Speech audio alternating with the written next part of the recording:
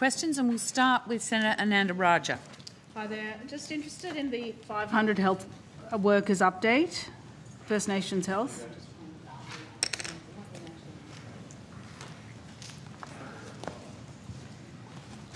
Okay.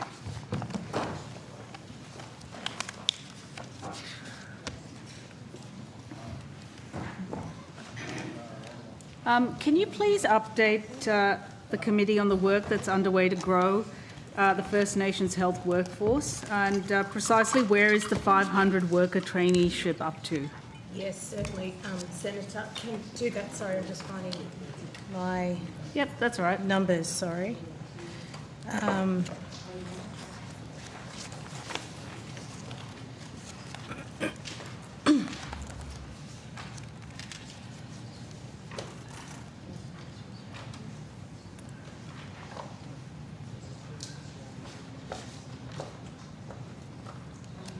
Oh, sorry. Thank you. So, as you know, the Commonwealth Government is working with NACCHO to lead the 500 traineeship program. Mm-hmm. In this year's budget, there was an additional 30 places that were agreed, and that was in recognition of the fact that the program is currently oversubscribed. So I'll just run you through some of those numbers. Mm-hmm. And in particular, we do have a dashboard that we can provide on notice so that you can see that. Mm-hmm. Currently, there are 613 trainees who are enrolled, yep. And of which we've had 204 trainee completions. We are also tracking withdrawals, which is really important, particularly as we want to compare to what is actually happening with mainstream education and traineeship programs, and that is currently tracking lower than what we currently see in other programs.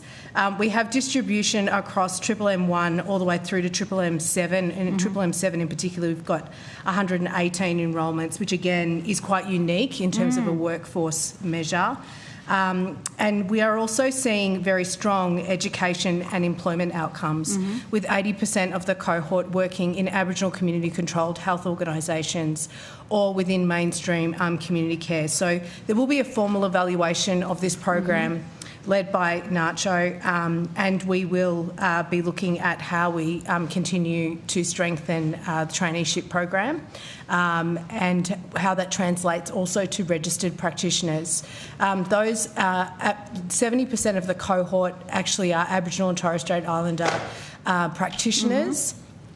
And in order for them to receive their last payment with their Aboriginal community-controlled RTO, we also make sure that there is actual registration, and that's a real strength that we are also seeing in the program with people actually ensuring there's registration.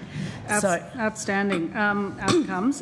Interested in the Aboriginal community-controlled health RTO that you mentioned. Can you just update us as to what's being done to support the establishment of this and deliver this program? Yeah, sure, certainly, Senator. There are a variety of Aboriginal community-controlled RTOs working in partnership with NACCHO.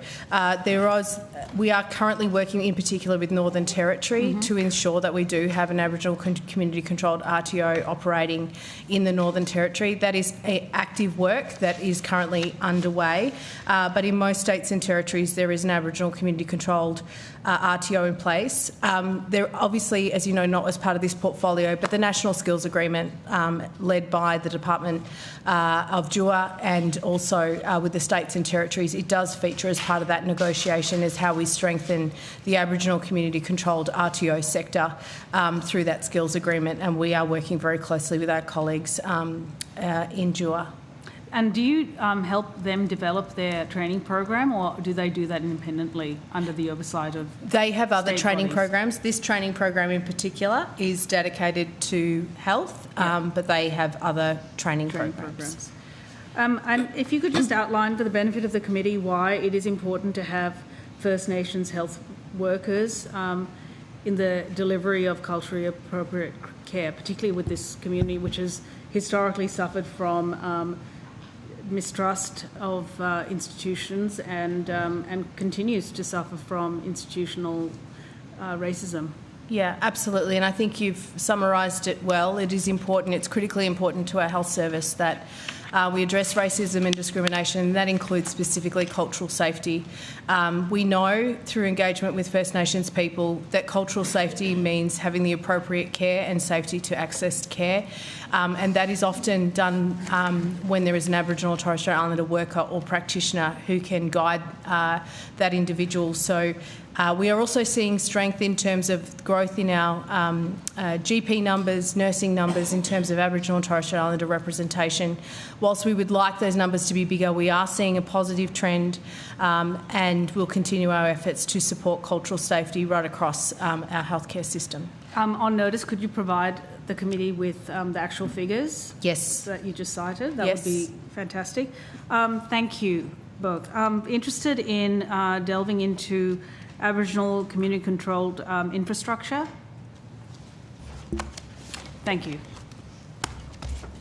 I know. We're going to do this fast.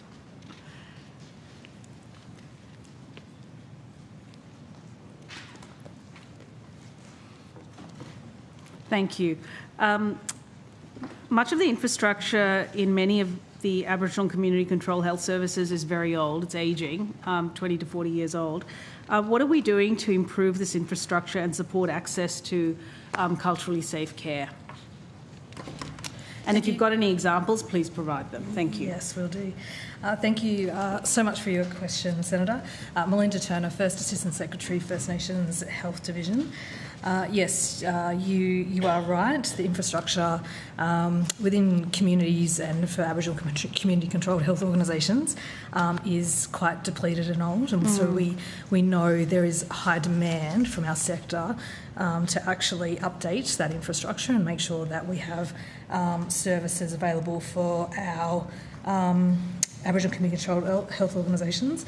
Within the recent budget, we did announce $144.1 million that is specifically for the Aboriginal community-controlled health services to deliver better health services through that. So we will be running grants rounds to be able to deliver that infrastructure program. Okay. And have you got any examples of any new or upgraded structures? Yes, I can give you one example of a health hub in Congress, which was recently opened. That facility is one of our best facilities that we've delivered. Amazing. Yeah, it's fantastic. If you could supply some before and after photos, that would be great. Yes, no worries, can do. Thank you, Senator. Picture tells 1,000 words, right? Yes. And just a little bit about what improving this sort of built environment will do to care, the quality of care delivery, and is there any money being spent on worker accommodation, and why is that important?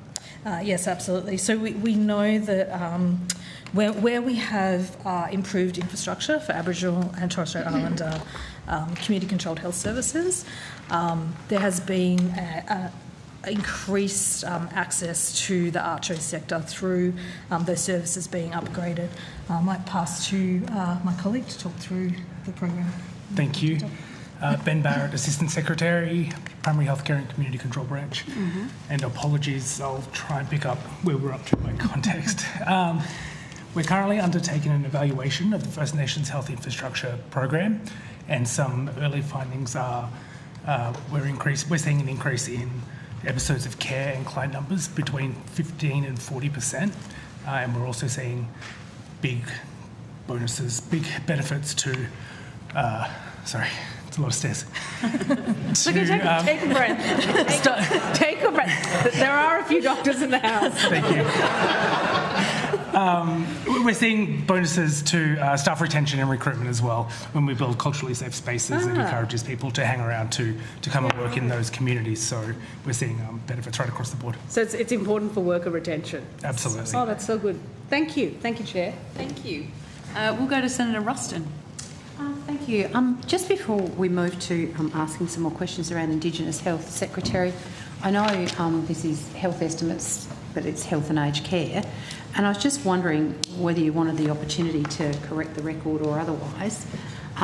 Yesterday, your agency gave evidence that the median assessment wait times were down from 12 months to 10 months. Today, the Minister has released a media statement, I'm happy to table it, that says that as a result of the independent assessment tool, median assessment wait times have been brought down from a peak of around 10 months to consistently being under 1 month. I'm keen to understand if you can confirm whose information is correct. So I'll take that on notice, Senator. I'd like to see the documents and have a comparison with what the Minister said. Okay. Can I just ask some questions around the diphtheria outbreak in the Northern Territory? Yep.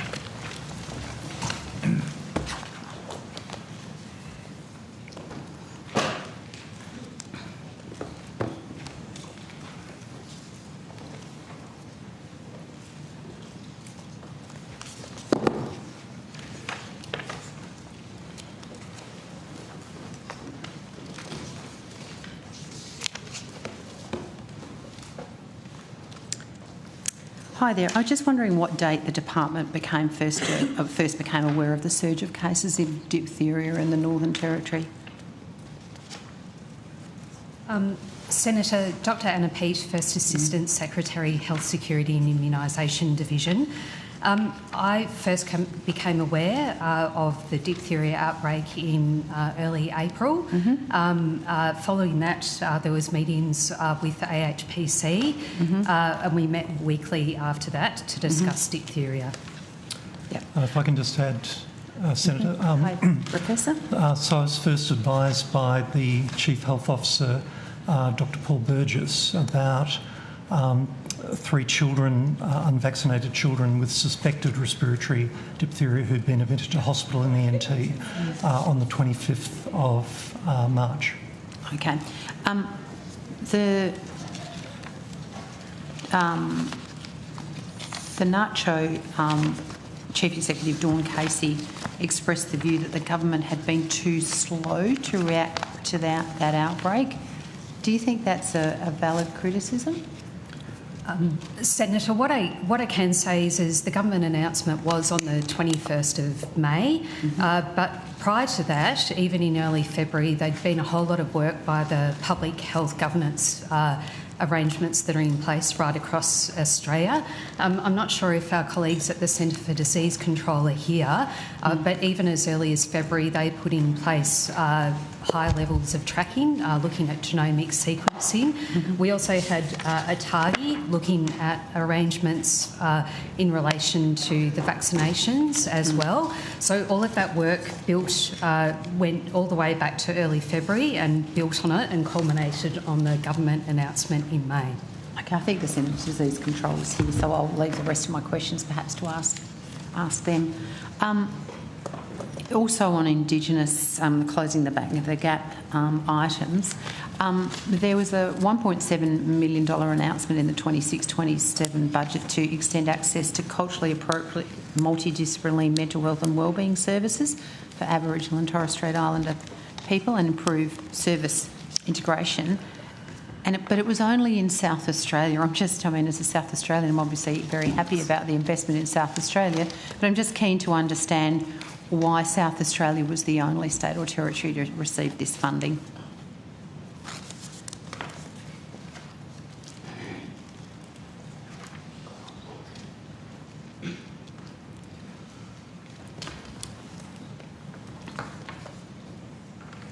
I might have to chase that one up for you, Senator. It's just Okay. off the top of my head, it's not ringing a bell, so I might just need to chase. So it's 1.7 for multidisciplinary mental health in South Australia. Yeah, so it was, culturally appropriate multidisciplinary mental health and wellbeing services for Aboriginal and Torres Strait Islander peoples and improve service integration in South Australia. It's a 1 year, $1.7 million. Yeah, I'll chase that one up for you. So if you just give, and I'd be interested to understand, and maybe when you find out what it is, it may well explain why it's only been for 1 year. Yeah, it's probably got a name that I just don't quite recognise. So Sure, okay, that's fine, if you can come back on that. So I'm just wondering, can you confirm, your government says it funded new dialysis chairs of $50.5 million in the budget for 5 years from 25-26 to complete the construction of dialysis units and associated workforce, etc., for First Nations people. I'm just wondering if you can confirm how many and where these new dialysis chairs are to be located.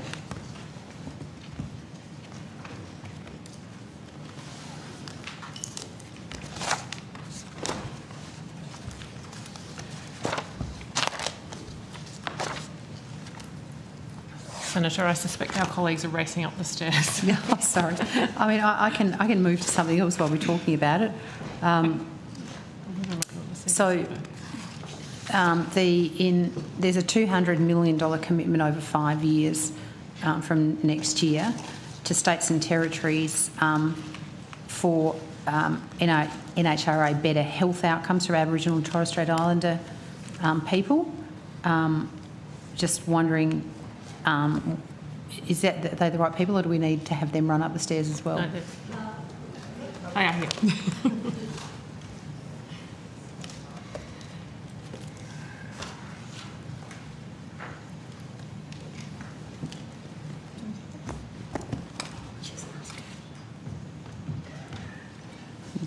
So just interested to understand if you can explain why the uptakes of these health checks rates were so low in 24-25, because the data seems to be a little confusing. Is there some pattern of behaviour in terms of these checks being taken up or not? Sorry, were you asking a question about the NHRA? Yeah, the better health outcomes for Aboriginal and Torres Strait Islander schedule, and in the schedule, the community uptake of health checks, for some reason. Sorry, sir. We just want to check which schedule you're talking about. When you first mentioned, we thought you were doing this schedule associated with the NHRA. It says table. This I'm actually asking this on behalf of Senator Little, right, who isn't able to be here. So you'll have to excuse my lack of depth of understanding in this. It says table HC10. So can I assume that could be one of the schedules of the NHRA? I don't think so, because there's a Schedule B which was signed for the NHRA in January, but that's not the same schedule. It must be scheduled as something else. We're just trying to track down what it's the schedule to. Okay. Can you repeat the reference, Senator Ruston? Okay, so Karen's background said the government has committed $200 million over 5 years from 26-27 to states and territories for the NHRA Better Health Outcomes for Aboriginal and Torres Strait Islander people schedule, with funding to be matched by states and territories. Yep. So that makes sense. So in the schedule, it says that the uptake rate of Aboriginal and Torres Strait Islander health checks in 2024 was only 25.3% nationally. Karen's interested to understand why. Have you got any sort of line of sight of why they were so low in that year? So I think we're going to have to take the question on notice. I think the health checks are the health checks that are provided under the MBS, under the Medicare Benefits Schedule. The schedule absolutely commits to closing the gap, as does across the whole of the National Health Reform Agreement.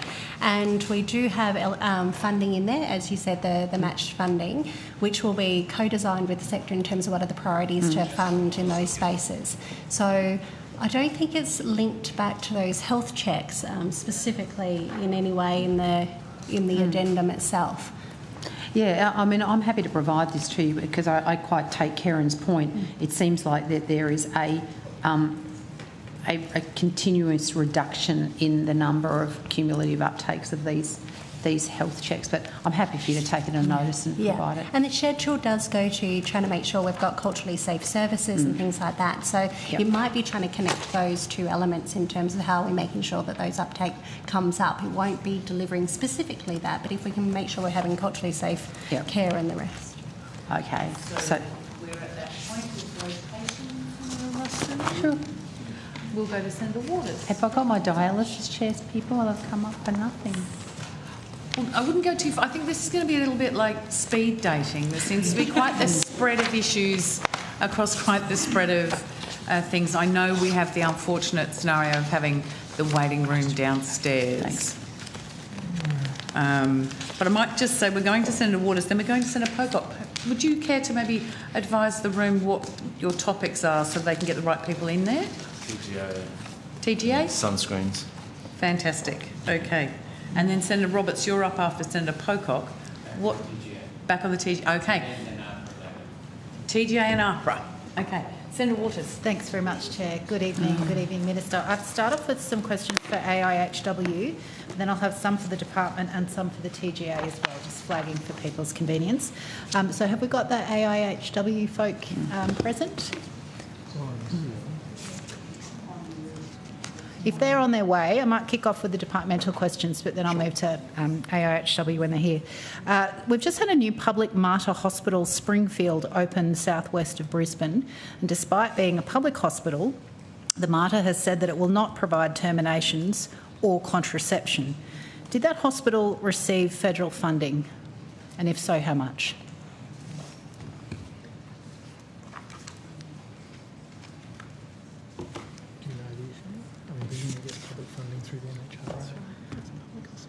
Yeah.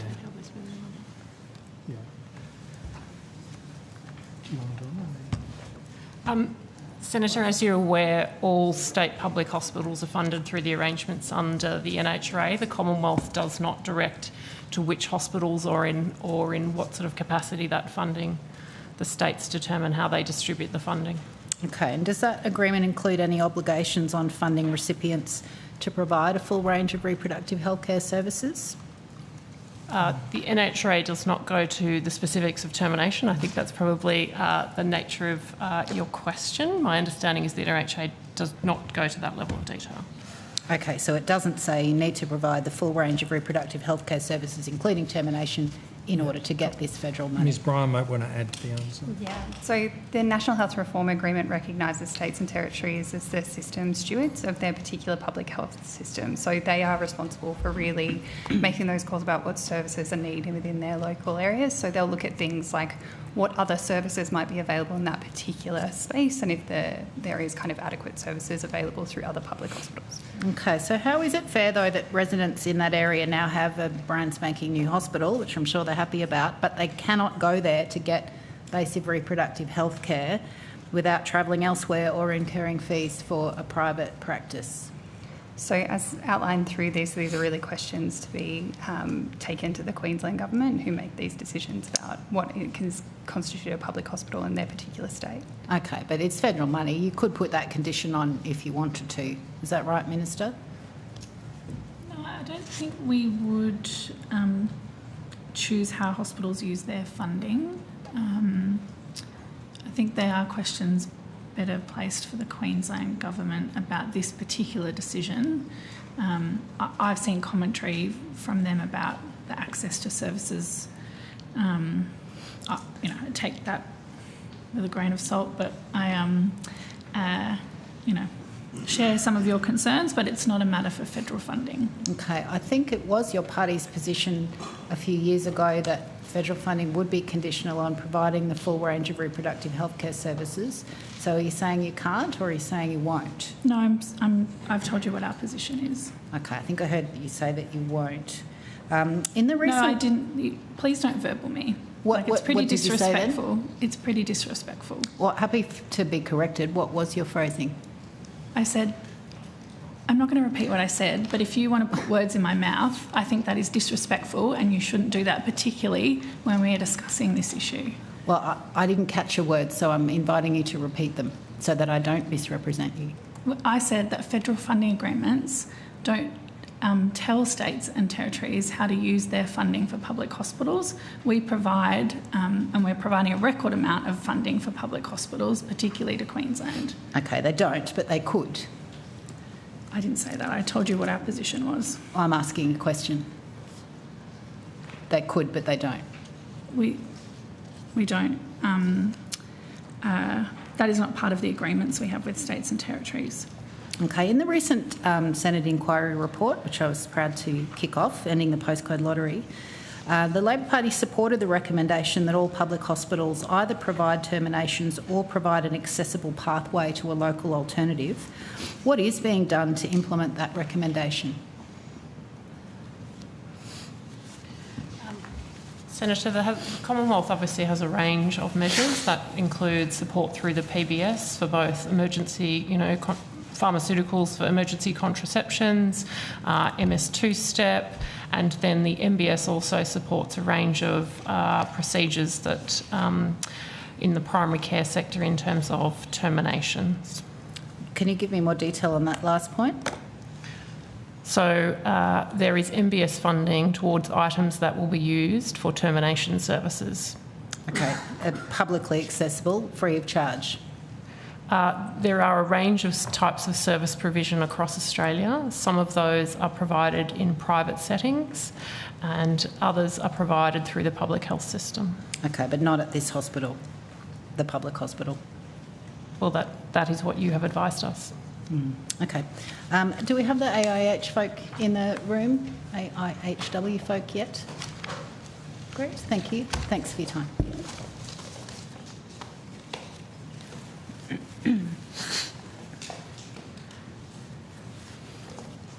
Hello. I've been speaking probably with your predecessor, because I don't remember your face, over many, many years now, asking about unmet need in frontline family violence and sexual violence support services. And I've been trying to get to the bottom of this for years on how the government makes decisions about the amount of funding for frontline services if they don't understand what the level of unmet need is. And it's pretty clear that the sector keeps saying they would not like to turn people away when they seek help, but they don't have the amount of money they need to help everyone. I note that the government's rapid review and the Family, Domestic and Sexual Violence Commissioner's 2025 report both recommended that the government, quote, expedite a needs analysis to determine unmet demand in DVSV crisis response, recovery and healing. So I'd like to know, please, what work is the AIHW doing to fill that gap? Will it actually provide us with the data that we need, and when will it ever be finished? Because I have been asking about it for a good 10 years now. Good evening. Zoran Bolovic, Chief Executive Officer for the Australian Institute of Health and Welfare. Thank you, Senator, for that question. I have actually addressed a similar question from you before. So your memory's better than mine.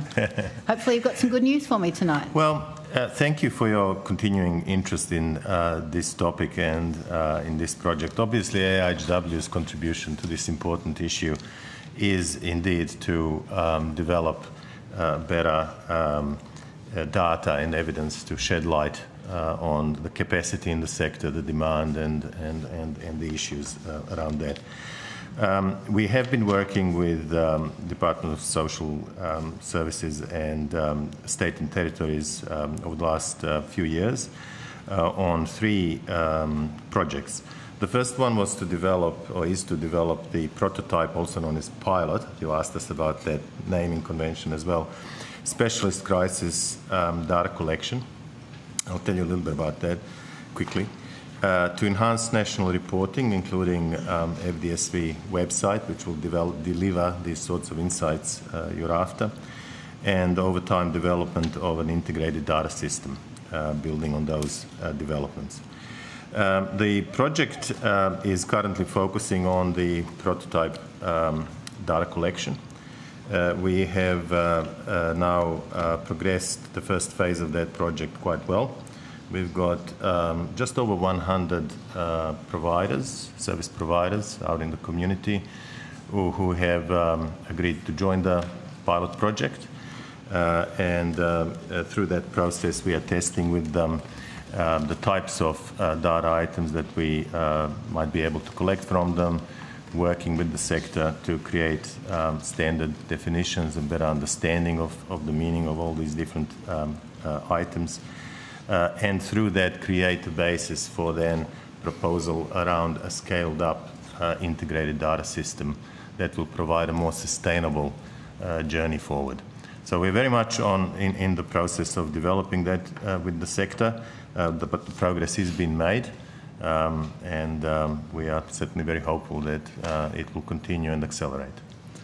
I too hope for acceleration, because whilst that all sounds perfectly reasonable, it is taking such a long time, and I am quite dismayed that you are still at the stage of checking the parameters of what will then become a proposal for a data set.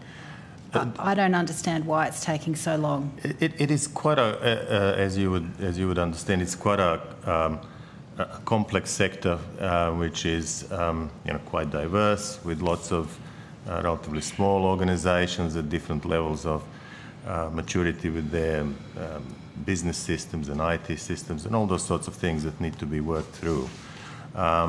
So it is not just about agreeing what are the data items. We've already made a heck of a lot of progress in that.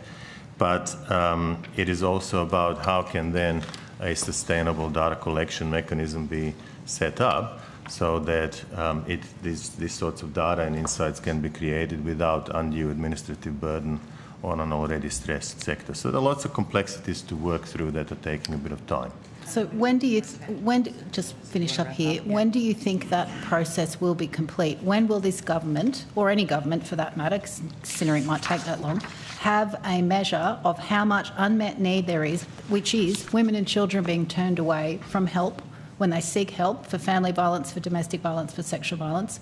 When is the end date for when the government will know how many people are not getting the funding they should get so that they can decide, hopefully, to give them that funding? Yeah. I understand. Well, clearly we're only one of the parties in what is a very significant and complex undertaking.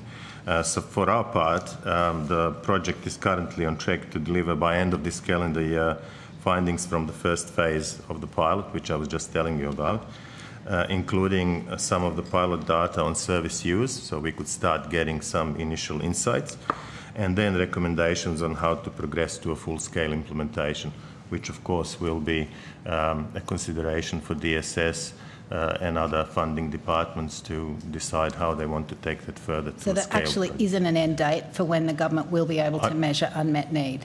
That's what you've said there. You actually haven't even got a date. Is that right? Well, what we've got is a phased approach, which is currently underway, with good engagement with the sector, with data starting to be collected from the initial group of 100 providers, which will give us parameters for developing a more sustainable integrated platform going forward in partnership with all of those other groups that I talked about and the lead policy department. Thanks, Chair. Thank you. Senator Pocock. Thank you, Chair. I've just got some questions about sunscreens for the TGA. Thank you.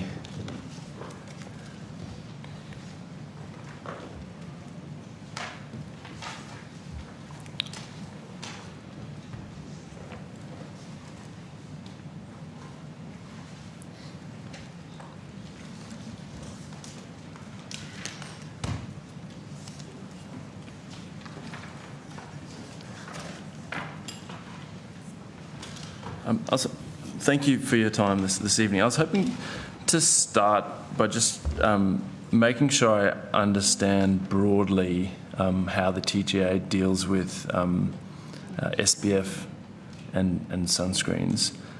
So my understanding is that the TGA doesn't review SPF data before products go on the market.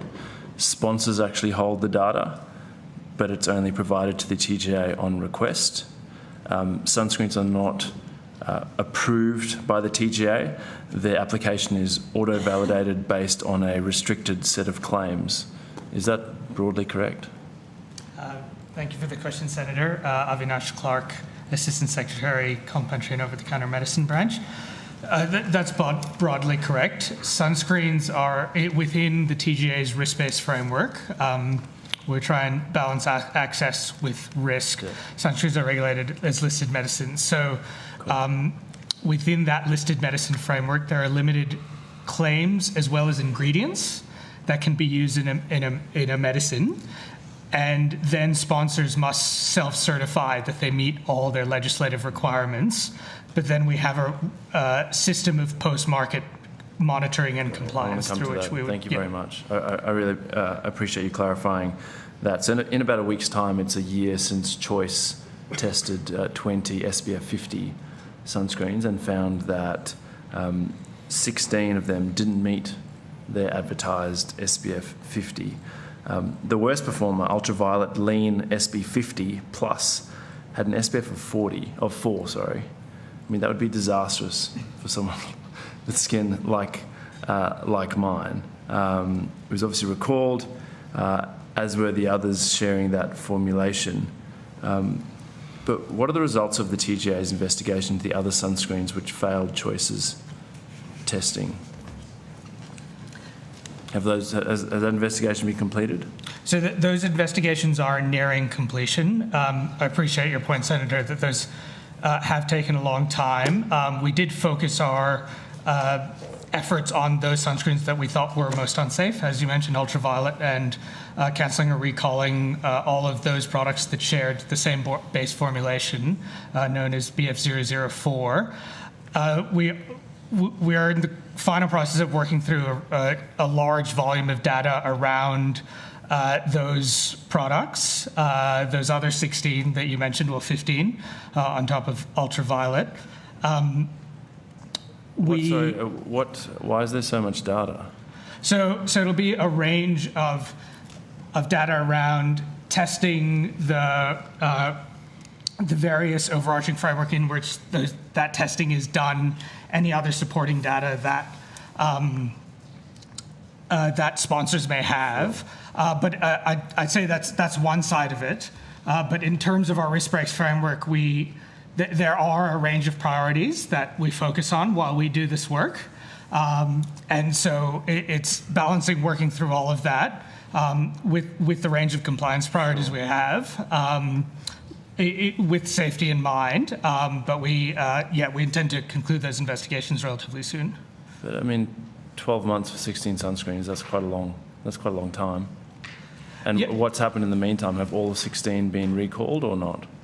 No, Senator, they have not. I suppose the context for that... So if I put Banana Boat baby zinc sunscreen on my son, it says 50 plus. It's actually a 28. Why is that still on the shelves? So just to clarify, Senator, that the 28 is what the test that Choice undertook tested it as. Yep. There is variability in the test. Double. But also, I think that's where our risk-based approach comes in. That as mentioned earlier today, the SPF scale isn't a linear scale, and so an SPF 30, for example, still provides 97% protection from UV radiation compared to an SPF 50, which is 98%. But if I buy 50, I want it to be 50.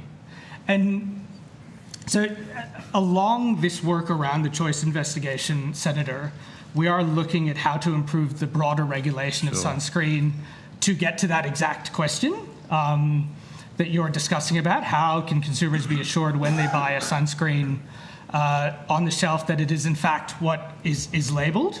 And so through that, we're looking at a range of reforms which we've just closed consultation on the 23rd of May. And so in terms of a 50, there is natural variation in a test anyway. And so it may be difficult to test to that specific precise number because of the variation. But we're looking to improve the system so there's more guidance around testing labs, but also better consumer understanding of what an SPF is and the protection it provides. So, Senator, if I might just ask, add to Mr. Clark's answer as well, Professor Anthony Lawler, I'm the Deputy Secretary of the Health Products Regulation Group. When we're endeavouring to explain the risk-based role of the regulator, the TGA as the regulator of therapeutic goods, sunscreens is actually the best example of doing that because it's the intersection for us between safety and quality and effectiveness, but also access. And we've previously said, and you've highlighted in your question, the importance of Australians having ready and reasonable access to sunscreens that are effective and safe. So at the same time as working through the alignment of SPF with advertised SPF levels and the work that we're doing on the consultation around testing and labelling and looking at the safety of ingredients, we also recognise that to simply go through and pull all of the described sunscreens off the shelves would also not be in the best service of Australians. And so we've worked, as Mr Clark's highlighted, on a risk base. We've identified those that are the highest risk. We've worked through those progressively, moving from the highest risk down to the more median risks, and that's why we've prioritised them in that way. How many have been pulled off the shelves then? Well, we've undertaken a number of market actions which have included voluntary recalls, but have also included communications to the community and consumers. Been recalled? We're happy to provide that specific information to you. And in terms of your listed compliance report database, it looks like you only reviewed 9 sunscreens in 2025 and 5 in 2024. How is that? I accept that there's, I assume, hundreds of different sunscreens on the market. And so I think that the risk-based approach is obviously sensible, but that doesn't seem like compliance. 5 in 2025. How many have been done so far this year? Senator, our reviews are based on intelligence, and so the choice report was a very valuable source of intelligence, along with a range of other sources, including international literature, adverse event reporting. Our work in sunscreen has been ongoing for the last decade. So, for example, in 2018, we reviewed data for 20% of all sunscreens on the ARTG, so that's 174, and we didn't find major issues there. But every year we have been looking at different aspects of sunscreen based on the intelligence that comes to us. So that may include benzene, that may include the effectiveness of aerosol sunscreens, that involves potential ingredients and potential risks around ingredients. So our approach to sunscreen and where we look is based around intelligence from a range of sources, and they might not be specific to SPF. But I mean, looking at 5 sunscreens in 2024 and 9 in 2025, given what we've seen from Choice, that doesn't give me a lot of confidence when I'm going to buy a sunscreen. So what? So, Senator, what's happening here? As my colleague Mr Clark mentioned, we are doing a broad and very comprehensive consultation process. And one of the key aspects that we're picking up is in relation to SPF testing and SPF testing methodology. And one of the things that we are considering and looking closely at is how that we can move from current SPF testing methodology, which is in vivo, so testing on human subjects, which at the TGA we do not have the capability to undertake that methodology, to a in vitro testing methodology, which would then allow us to do more direct testing of SPF claims for sunscreens. Can I ask about and I'll get you to testing? Now, Senator Pocock. Can I ask about testing then? SPF testing lab at the Princeton Consumer Research, the ABC found that at least half of the sunscreens that failed to meet the SPF claim used Princeton to validate their SPF claims, and former employees of the lab have come out to say that the lab was engaging in incorrect testing protocols. Are you reviewing the SPF data of all sunscreens that have been relied on, Princeton's testing, and how many sunscreens on the TGA register have SPF data validated by Princeton? Senator, yes, the PCR issue is well known to us, and we put out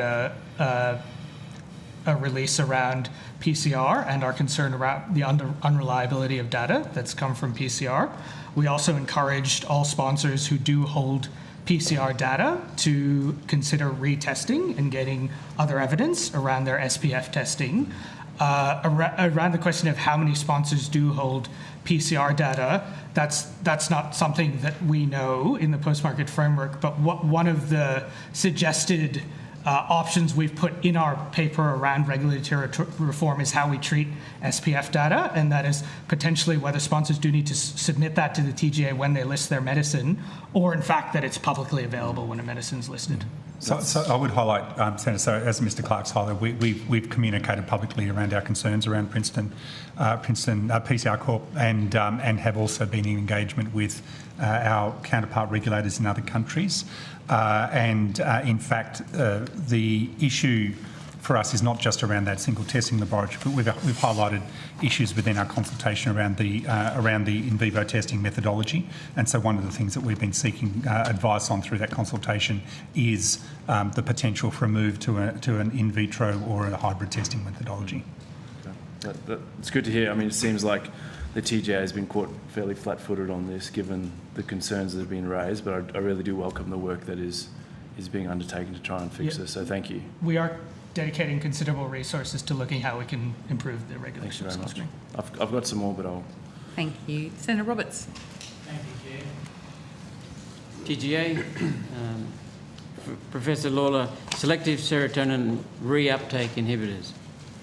Selective serotonin reuptake inhibitors, SSRIs, prescribed for anxiety and depression.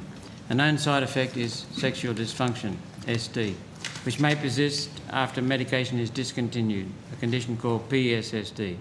This affects men and women. This is not a minor problem. It's traumatic for those who have it. It destroys lives, especially of young men and women. Reports started in the 1990s, but European regulators did not add a warning until 2019. When did the TGA first attach a warning to SSRIs in Australia, and how is that warning communicated to patients? Thank you for that question, Senator. So, as we discussed previously, we do take safety signals from a number of different sources, and one of those is international regulatory determinations. I have with me Dr. Fenner, who's the Assistant Secretary of our Pharmacovigilance branch, who might be able to comment. Thank you, Professor Lawler. Tali Fenner, Medicines Regulation Division.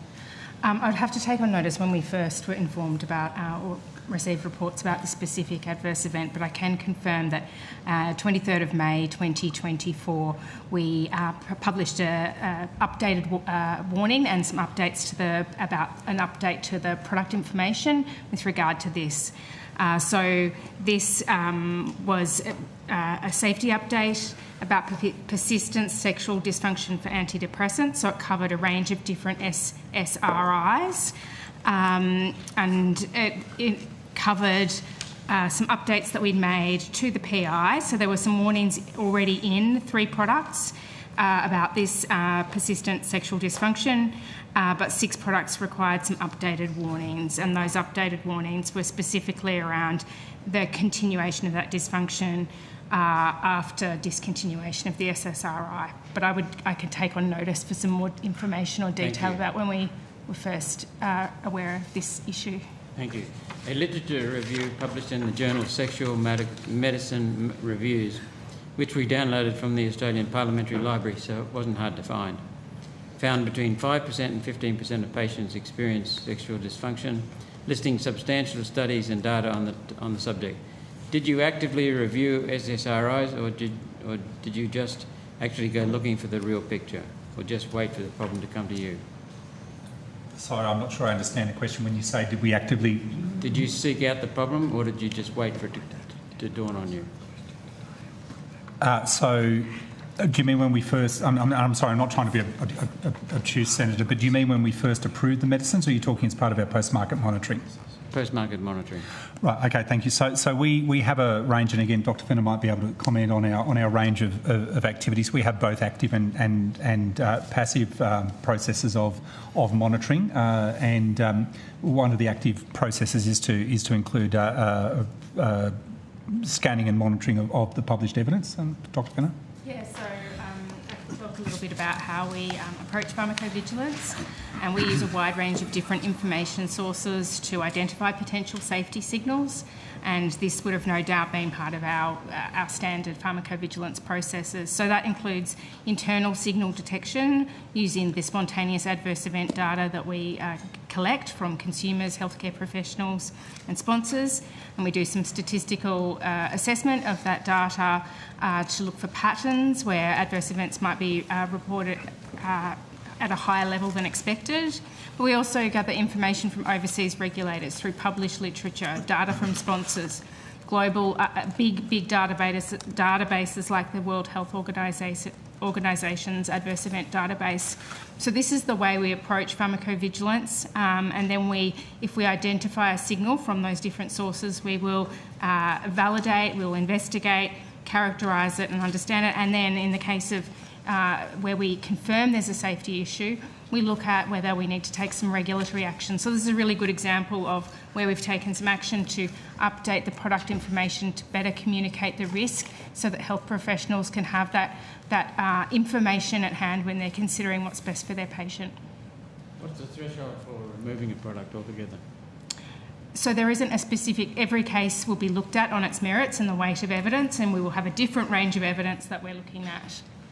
Thank you. Meta-reviews since then show that studies that used more rigorous methodology have found rates of sexual dysfunction between 25% and 83% based on drug, dosage, gender and age. This is not a small problem. I know your response in 2024 mentioned that only 4 cases in Dean's database existed for PSSD. That's not an excuse. After the failure to actively let prescribers and patients know of the problem, and after medical professionals were threatened during COVID for reporting to Danes, I can understand why Danes is no longer a trusted system. Do you ever see literature, solid, peer-reviewed literature, showing a problem and ask and respond by initiating a review yourselves? So, as I don't know whether Dr. Fenner has some more to add on that. I think she's actually responded to your question, Senator, in terms of our active and passive pharmacovigilance and post-market monitoring systems. As has been highlighted, the question that the regulator has to answer on medications is the balance of risk with respect to therapeutic benefit versus the potential for adverse events. And so we're in a process of constantly monitoring the emerging safety signals for medicines and also indeed for other therapeutic goods, including devices. And we take the approach very seriously that we work with our international partners in detecting those safety signals and emerging evidence to support that decision making. You talk about pharmacovigilance, but without rigorous vigilance, all that is left is pharmaco. And that seems to be the problem. Are you too close to the pharmaceutical industry, Professor Lawler? Yeah, I might just want to clarify. Pharmaco means drugs in this case, in this instance, not pharma. So pharmacovigilance is a process of monitoring and being vigilant for the pharmacology, which includes a number of things, including pharmacokinetics, pharmacodynamics, the impact on the human body and the therapeutic use of the medicine. So the process that we undertake of pharmacovigilance is monitoring the medicine, not monitoring the company per se, but obviously we work closely in terms of monitoring the work of sponsors in terms of what they bring with respect to safety and quality. Thank you. Let's go to I'll start on post-market review, medical devices.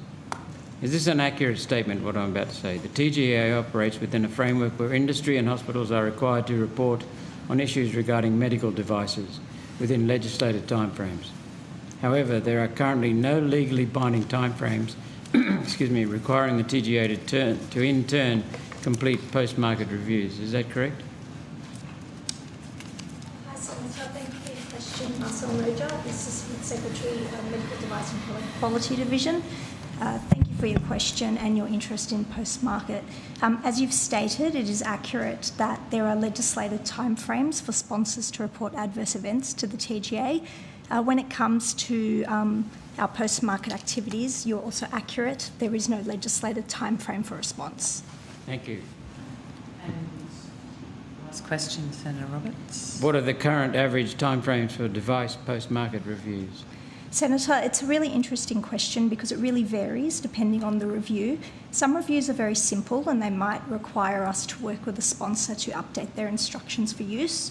Others are far more complex and have a large array of data that we need to assess. So sometimes they can take much longer. In terms of our general average, because of the large number of reviews that are undertaken, I would probably need to take that on notice. Thank you, and I must say I appreciate your succinct answers. Thank you, Chair. Thank you. Senator Ruston. Thank you very much. Dialysis chairs.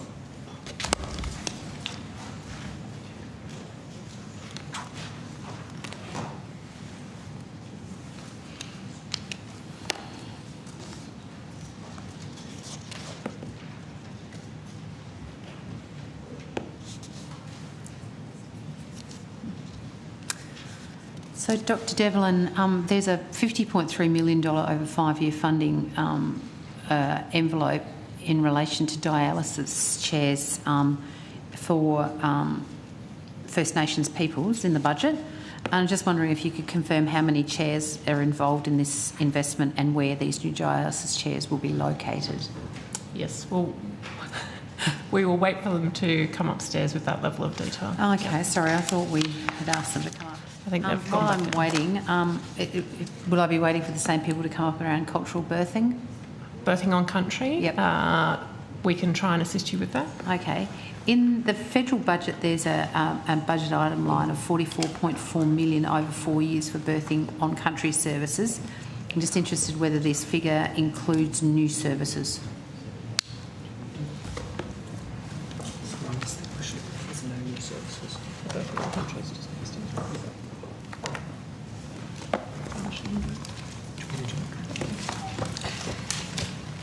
Thank you for the question, Senator. Thomas Lester, Assistant Secretary, First Nations Health Division. Sorry, I missed the first half of that question, but the birthing on country services is an extension of the current services. Okay, so is the current 10 services? Correct. Okay. What are the healthy birth weight numbers for babies born in those 10 existing services? Do you have that information? I won't have that broken down by each site, Senator, so I'd have to take that on notice. Okay, that'd be great. Are there any issues that prevent the delivery of this program in other locations?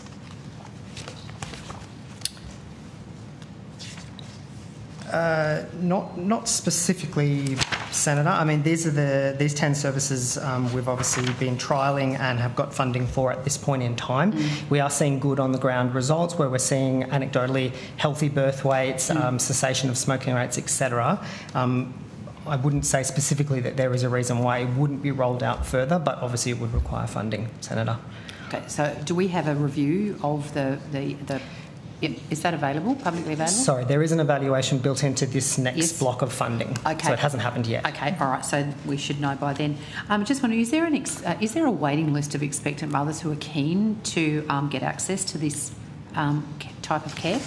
That's not information that I have available to me at the moment, Senator, but I could check with the team on that. Okay. Once again, if you could provide that on notice, that'd be great. Okay. Senator, did you want to, Thomas, maybe... Oh, you're the right people. I'm renal too. Yeah. Oh, good, thanks. So just interested with the $50.3 million budget measure in relation to dialysis chairs in Indigenous communities. Just wondering if you could confirm how many chairs this would be applied to and where these chairs would be located.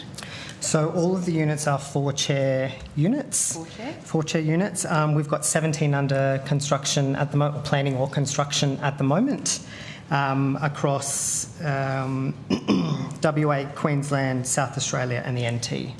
Okay. Okay. So is it possible for you to provide a list of those locations as well? Yeah, absolutely. Would you like, I've got them here if you want me to read them out. Yeah, either that or if that's easier, then it saves you taking it on notice, doesn't it? Sure. So we've got one in Balgo, WA. Yep. Cooper Pedy, South Australia, and Yalata, South Australia. Yep. Harts Range, Borroloola and Tea Tree in the NT. Harts Range, Borroloola and Tea Tree, yep. Yep. We've got Bardu Island in the Torres Strait. Yep. Tom Price and Walloona in WA. Mm-hmm. Normanton in Queensland, Jigalong and Warburton in WA. Mm-hmm. We've got Alikarung, Galawinku, Maningrida and Uendamu, which has got a double unit, so 8 chairs there in the NT. That's fantastic. So currently, how many of the existing federally funded dialysis chairs are empty or not accessible at the moment? Outside of this measure? Yeah, well, it can include this measure, but clearly they're under construction, so I wouldn't expect them to be in use as yet. I'd have to take that one on notice, Senator.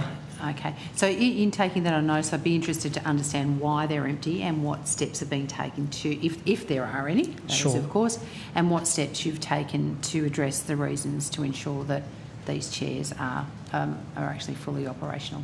Yep. Great. Thank you. Could I then go to the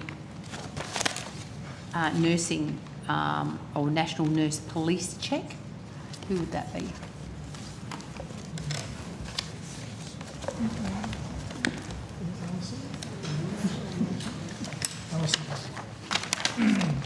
Chief Nurse and Midwifery Officer to the rescue.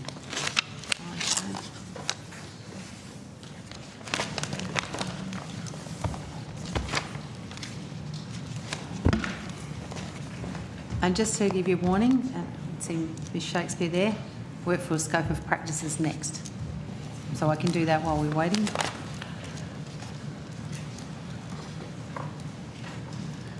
Senator Ruston, if you want.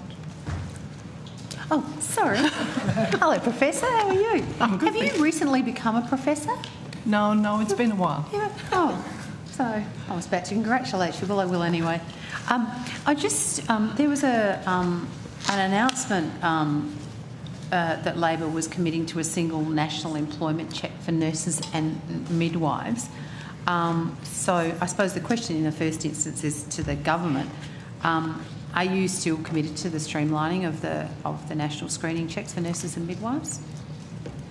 Senator, I don't have any particular advice about a change to that position. I can certainly, not as the Minister representing the Minister this evening, can take that on notice for you if I've got any more information. So, and I'd also, does the part, or even you, Professor, know what the date of that commitment was? Because I've got media statements that go back as far as April 29th, 2025, but I'm just keen to understand, do we actually know when that commitment was actually made?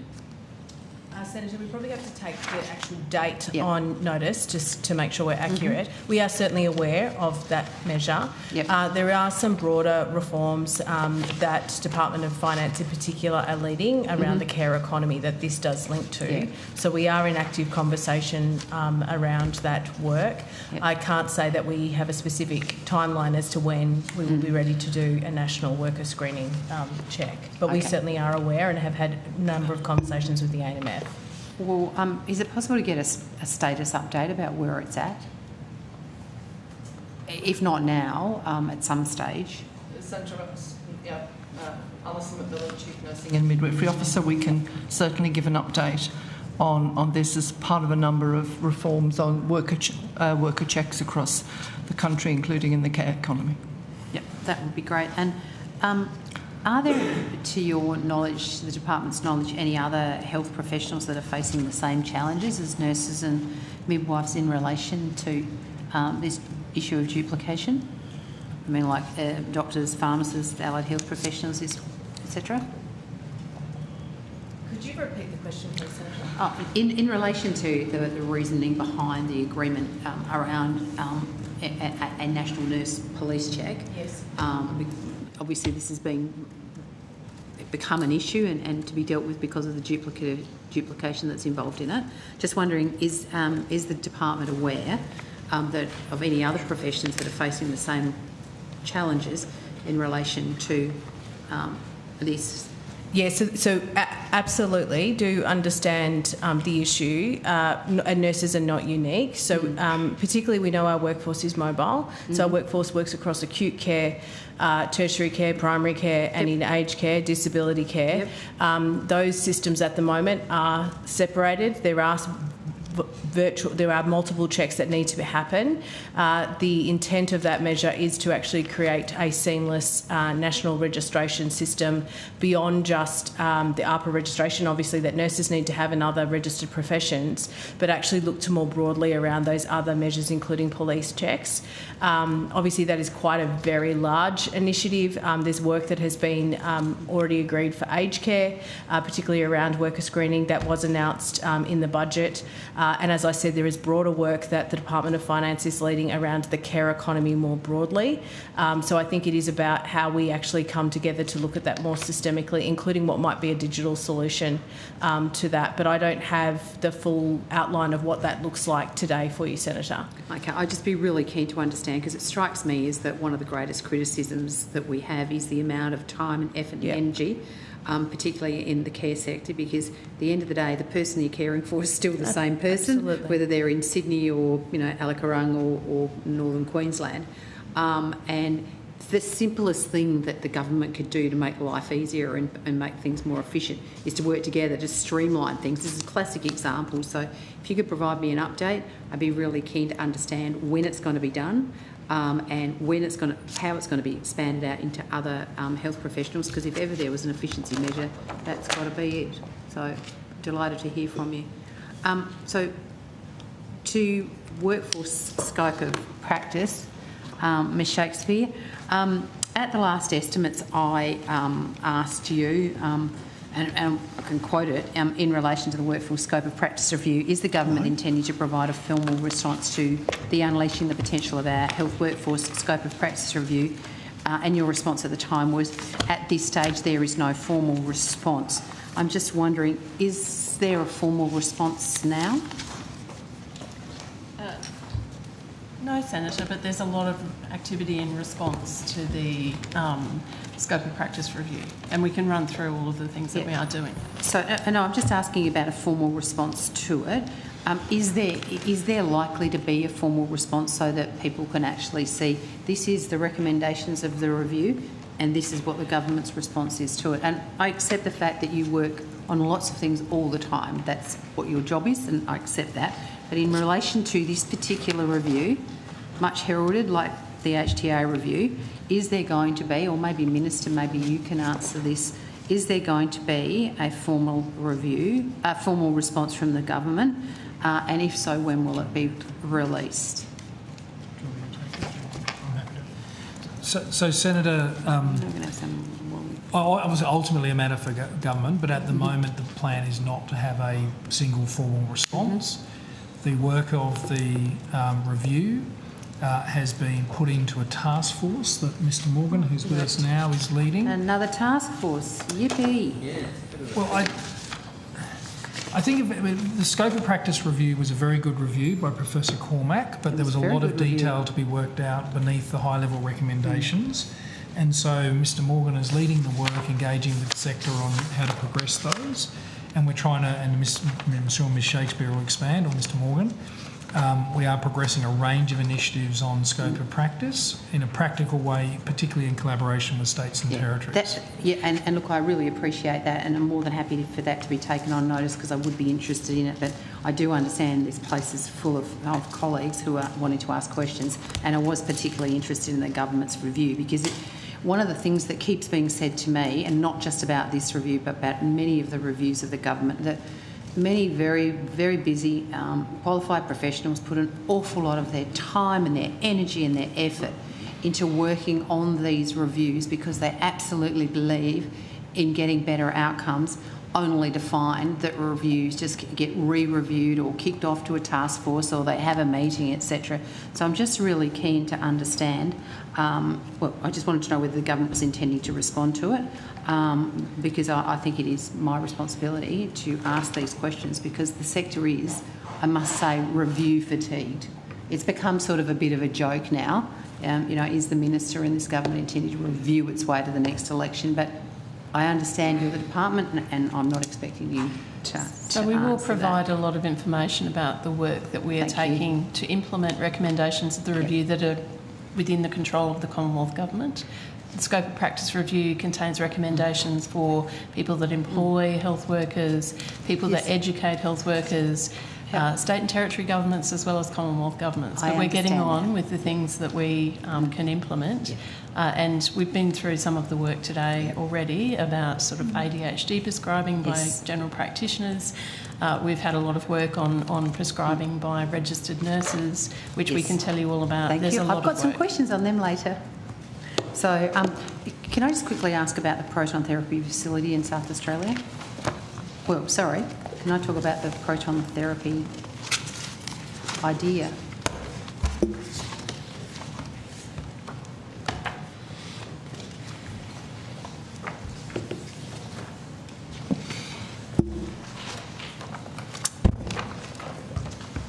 Hi, Ms Devlin. At the last estimates, the department indicated that Minister Butler had written to other jurisdictions other than South Australia, New South Wales, Queensland and Victoria, if I recall, in an attempt to try and find and finally establish a proton therapy centre in another jurisdiction. Do you know whether the Minister has received any responses from those letters? Senator, I can confirm that we have had responses from Victoria and New South Wales. New South Wales was more representing that they are undertaking an HTA, but very recently we have had a business case provided by the Victorian government. Okay. And Queensland have not responded by... Not a formal response, no. From that.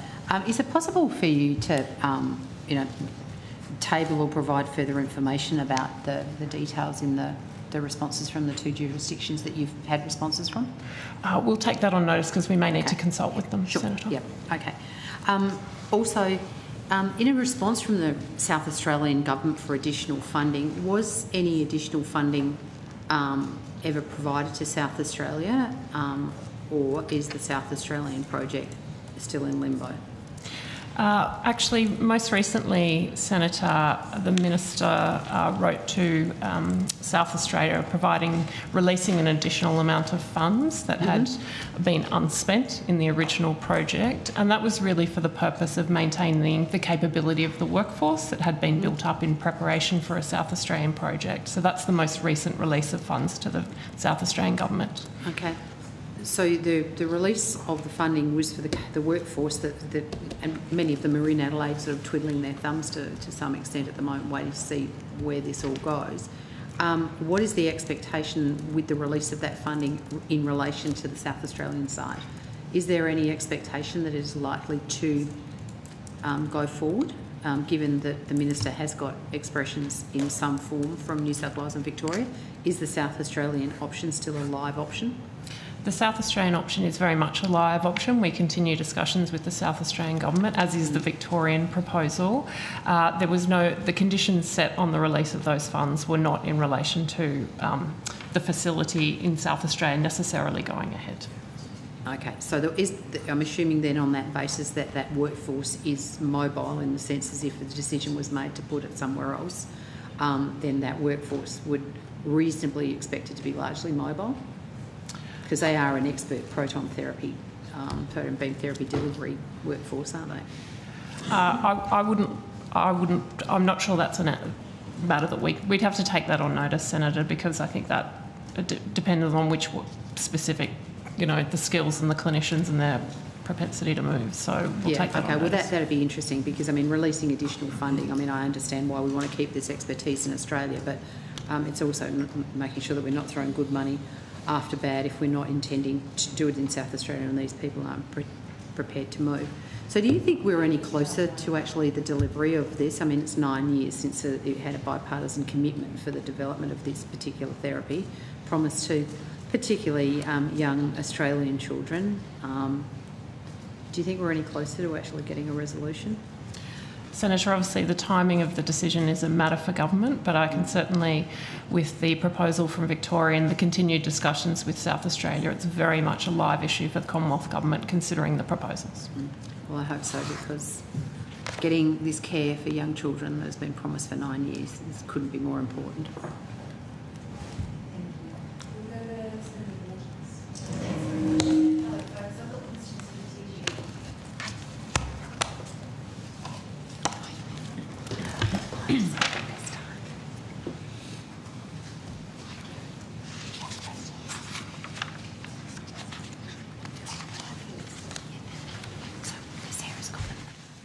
Thank you. They pertain to uterine curettes.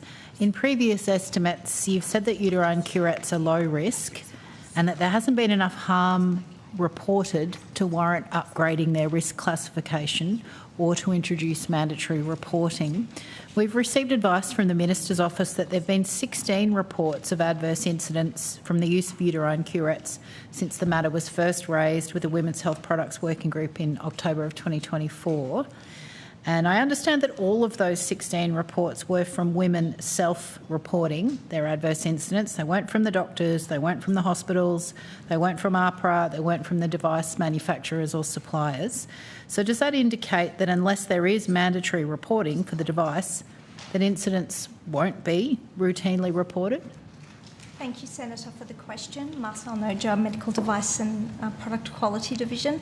And again, thank you for your ongoing advocacy for women that are suffering from Ashman's.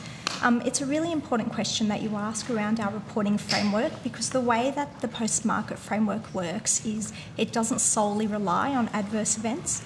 So we have adverse events as a component, We undertake regular review of the literature to see if there are other emerging signals that we need to be aware of. We talk monthly with international regulators to have an understanding of any potential signals that might be coming in through their signal processes. We also talk to clinical craft groups, and I've previously mentioned we have our medical device consumer working group, so we hear directly from consumers. So because the system does look at various approaches to intelligence and understanding what might be a risk and what's happening for patients, it's not as simple as having the adverse event reports come through. With these products, whilst the reports will not be initially picked up through our mandatory reporting, sponsors continue to be required to report to us any adverse events. I think we've spoken previously about the complex nature of Asherman's syndrome and the fact that there are a number of contributing factors that have to do with instrumentation and the way that the disease progresses. So it is very difficult to often directly link the product to the condition itself. So a lot of what we've been doing has been working with the clinical craft groups, and Professor Kidd can probably talk to some of the discussions with RANZCOG around the best clinical practice and the best approach to treating women more generally when it comes to urogynecological and other gynecological procedures. I might hand over to Professor Kidd. Well, with respect, I am interested perhaps if I could take your detail on notice. I've only got 10 minutes and I've got a number of questions. Thank you anyway. Just to follow up on that, you've listed off a number of avenues that you've got to keep track of is harm being done. What is the resistance to mandating harm that's been caused to that mandatory reporting? What is the policy reason for not adding that to your toolkit to keep women safe? So with the signals that are coming in through mandatory reporting, it is a slow progression of the program. So it starts off with the most significant harm that's being done, so that is death and serious injury, and we progressively will start to include additional injuries and things that happen.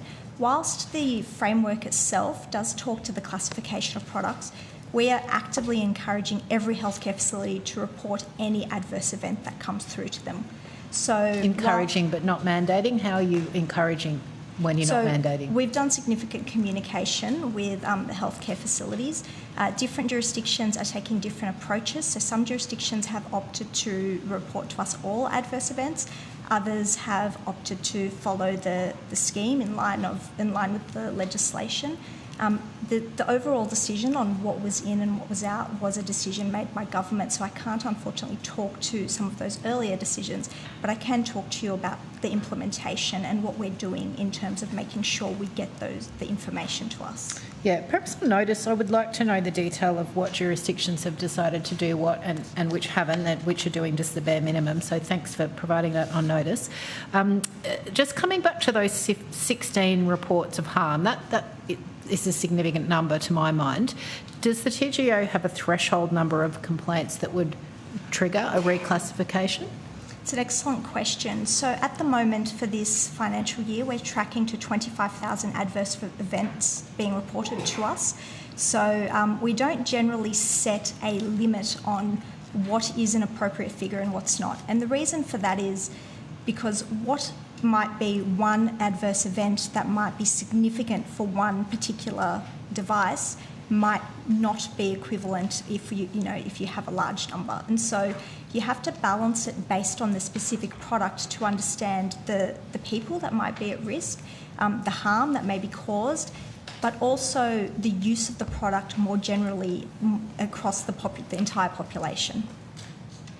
Okay, would there be, I hear you on the numbers, but would there be a threshold for how serious the incidents are? I've got an example here of a woman in her 20s who nearly lost her life during a curette procedure.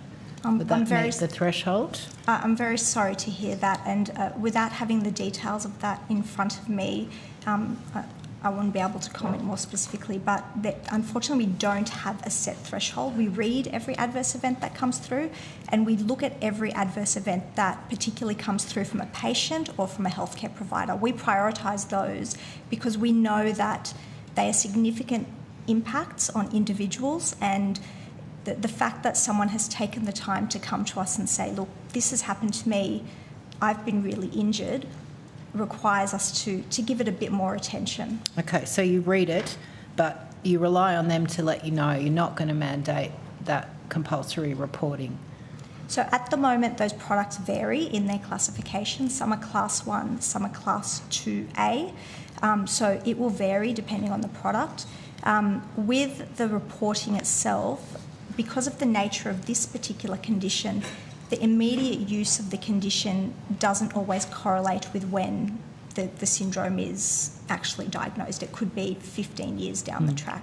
And so looking at those 16 adverse events that you've noted, what we find is very different reporting. They're not all associated with sharp curettes. Some are associated with other curettes. Some are associated with other instrumentation. So because of the varied nature, the evidence is continuing to emerge.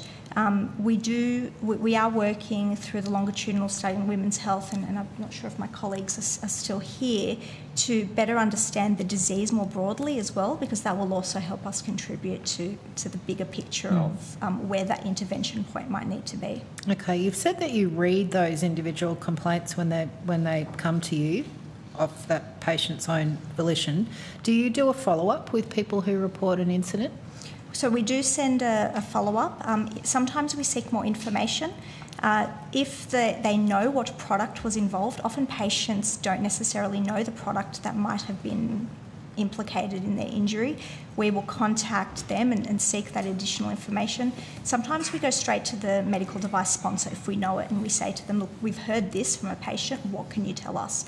So for these products in particular, we did write to every sharp curette sponsor, and we asked them to make sure that there is additional information that was available to all users of the products. We've also asked them to send us all of their information so that we can check it and make sure that that information is appropriately included. We've also put additional information on our website for members of the public, alerting them to be aware of these potential risks and advising them how they could report to us if they have been injured or believe they've been injured. Okay. Can I just highlight, Senator, if I may, that our follow-ups are predominantly directed towards enabling and informing our risk assessment. They're not a clinical interaction with the patient. Well, that was going to be my follow-up question. So you're not following up with the patient as such, you're following up to ascertain the level of risk for others, is that right? Why do you not follow up with the patient as well? Senator, sometimes depending on the nature of the person's injury, we will sometimes follow up with the patient directly. Sometimes what the patient is seeking is outside of our regulatory framework, so we will often contact them and say, look, whilst we can't necessarily assist you because this is the remit of the TGA, these are additional resources that may be able to help you, and we will give the patients that information if we have an understanding of that from them. We also have a clinical team that is able to follow up with patients, and if we are concerned about somebody, we will make relevant supports available to them through the provision of contacts and a phone call. Okay, I note that you said, thank you, I will do so. I note you said that you will often send referral info. I'd like to be assured that those 16 people, and frankly the 25,000 that you mentioned were reporting other adverse events, are hearing from you when they make that complaint. So I would need to check what exactly was sent to those 16 referrals. A lot of those reports come to us directly from the medical device sponsors. So with those ones, we won't send them referral information because they've received that information directly through the users. But with the members of the public, we do make a concerted effort to make sure that they have the information available in respect to their... Thank you for taking on notice precisely the responses and the nature of them to those 16. Thank you. Thanks, Chair. We'll go to Senator Ananda Raja. Thanks, Chair. Could I have the up-rows, please?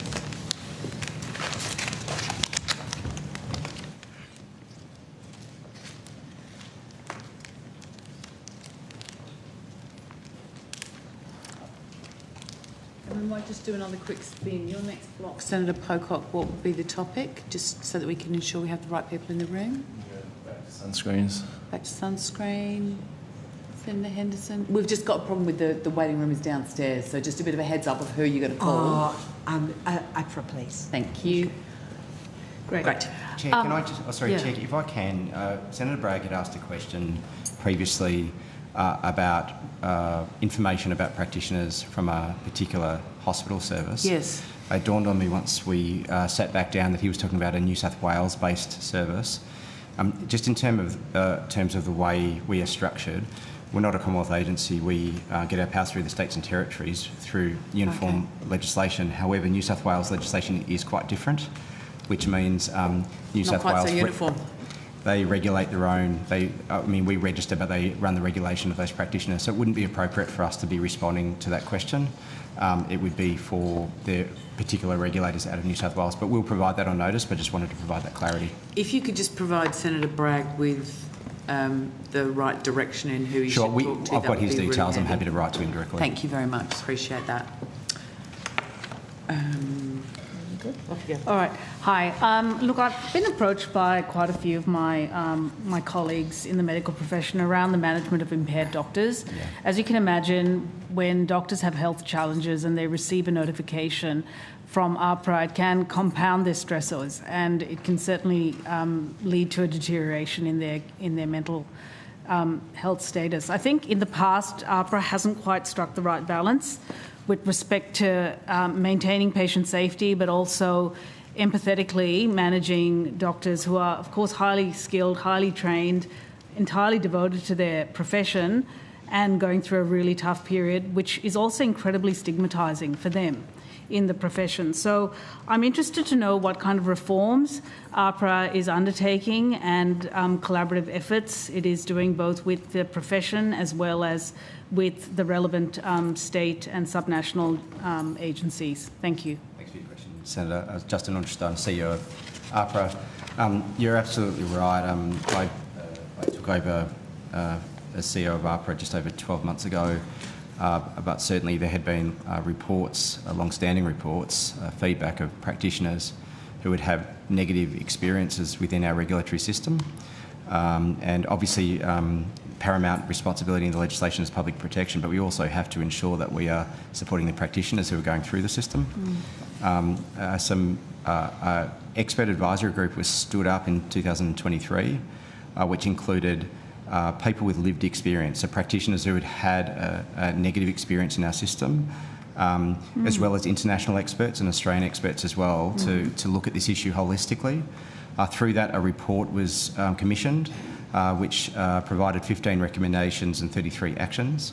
We have a dedicated workforce and team that has been working with the expert advisory group to implement those recommendations.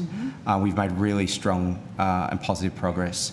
Examples of the kind of work that we've been doing, we now have a triage process, which means that when we are dealing with a practitioner that has some level of impairment, that we off-ramp them off the standard processes. We have a dedicated team that take a trauma-informed approach to working with those practitioners.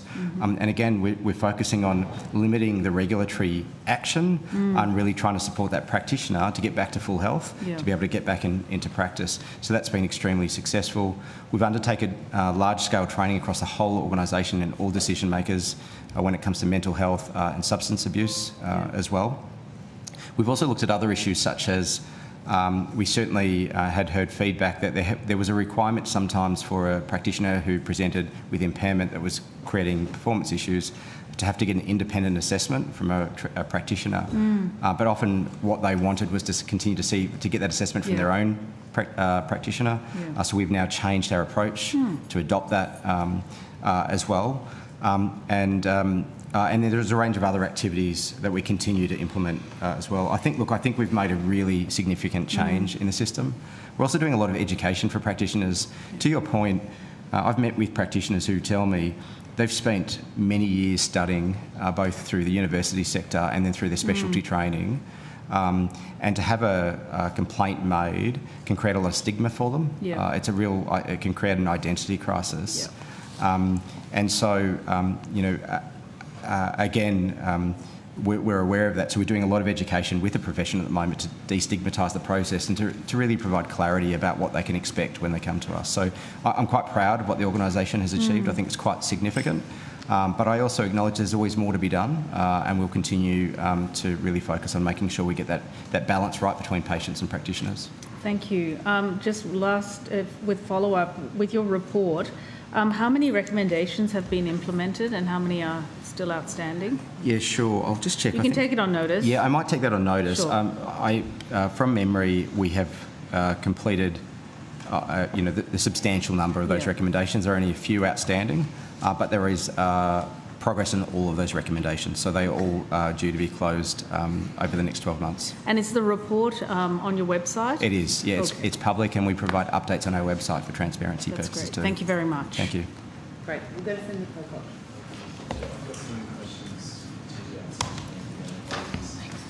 If they're coming up. While those officials do come up, I might just use my time on the clock. Professor Kidd, is gambling a public health issue in Australia? Certainly the risks and harms that can be associated with gambling can be health issues, yes. Thank you. My wise colleagues were hiding in the room next door, so they're not even out of breath. Getting their steps up. Thank you. I just wanted to touch on a few things you said earlier. You said something along the lines of you've encouraged sponsors to look at their testing results, particularly if they used Princeton consumer research. Why just encourage? Does the TGA not have the powers to require all sponsors to send in their testing results after something like the choice testing was made public?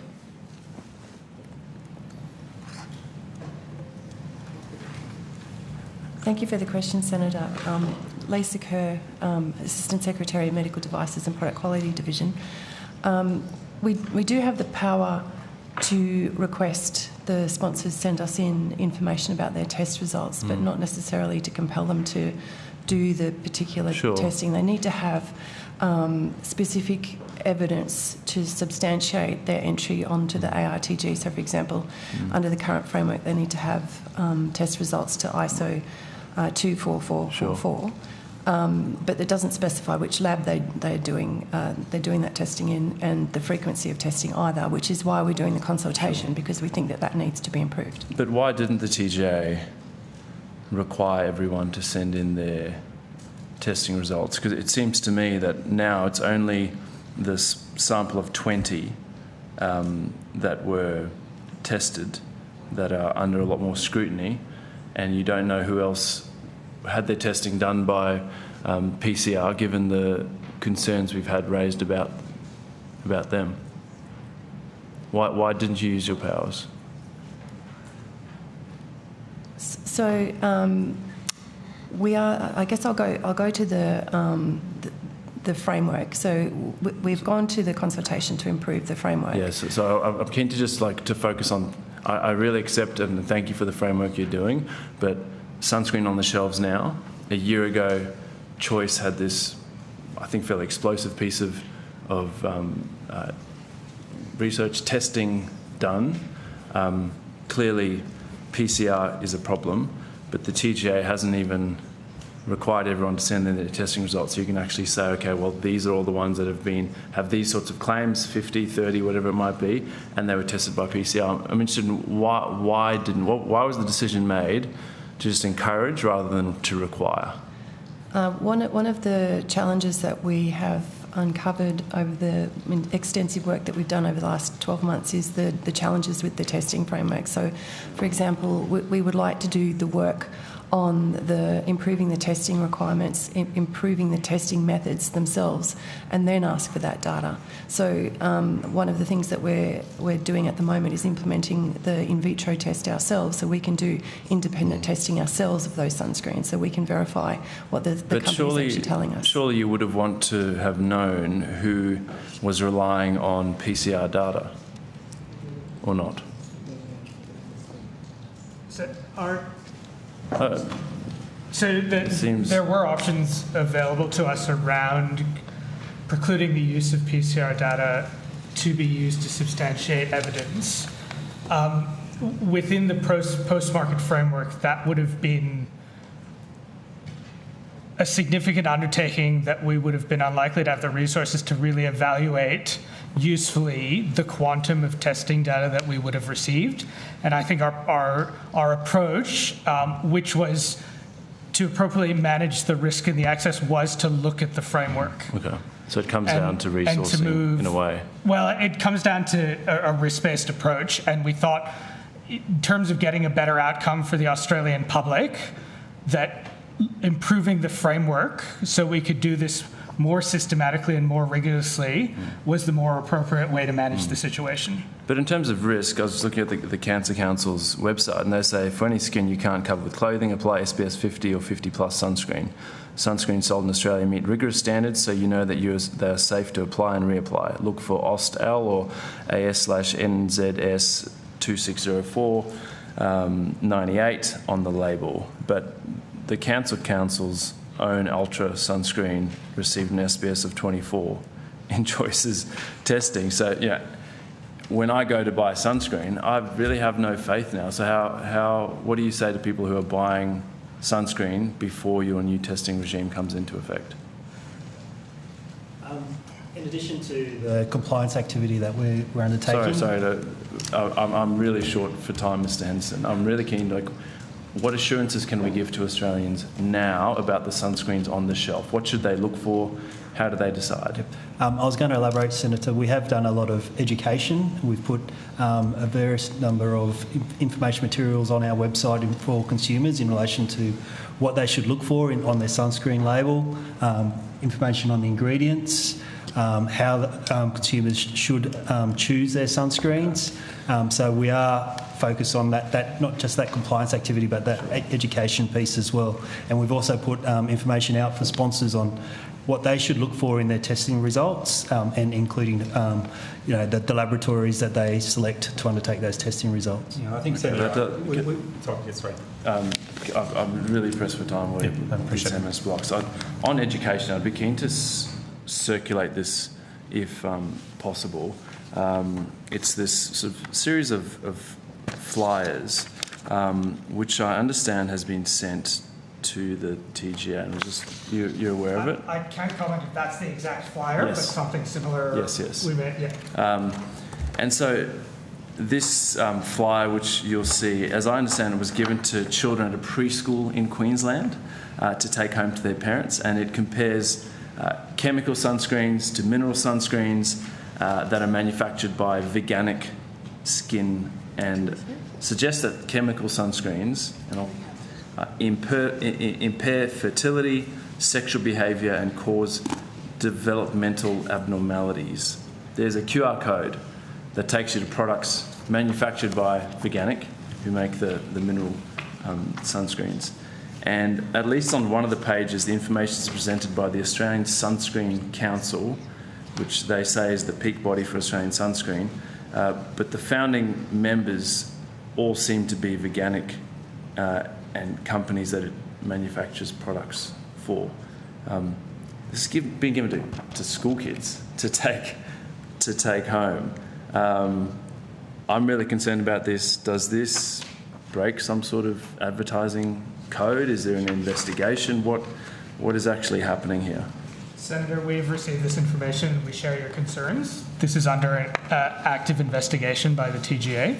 The advertising code specifically prohibits misleading claims, but also countering existing public health campaigns, including the importance of the use of sunscreen. Mm-hmm. This is being evaluated, investigated by us. And how long does that take, generally?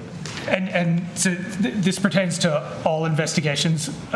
A key aspect for us is to ensuring that we undertake everything we do under our existing legislation, and that due process is afforded where needed. And so based on that, I can't necessarily comment on a time for when we would conclude an investigation, but I can tell you it's a priority for us. Okay, thank you. That's good. And I talked about risk-based framework. This would be where we prioritise. Yeah, it's quite shocking, some of the claims in there. And I would in addition to Mr. Clark's answer, we take a particular view of marketing material which makes particular claims, particularly when targeting particularly vulnerable populations. We as has been highlighted, this is something that is a focus for us. We recognise that there is a strong debate out there between proponents of zinc versus, or mineral versus chemical sunscreen.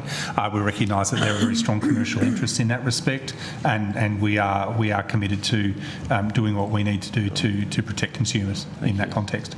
I'll get you to wrap up, Senator. Okay, I had one last question, but really wanted to thank you for the work you're doing. I've been shocked at the evidence that's coming out around sunscreens, and I think most Australians are, so I really urge you to ensure that we can have more faith in what I didn't realise was potentially a bit of a cowboy industry. But just finally, and this is probably more TJs, not sunscreens. We're all TGA. Okay, but not specifically sunscreens. Oh, okay.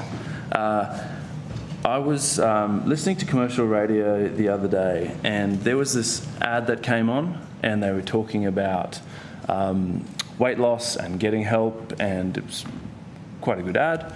And then they rattle off the campaign and the website.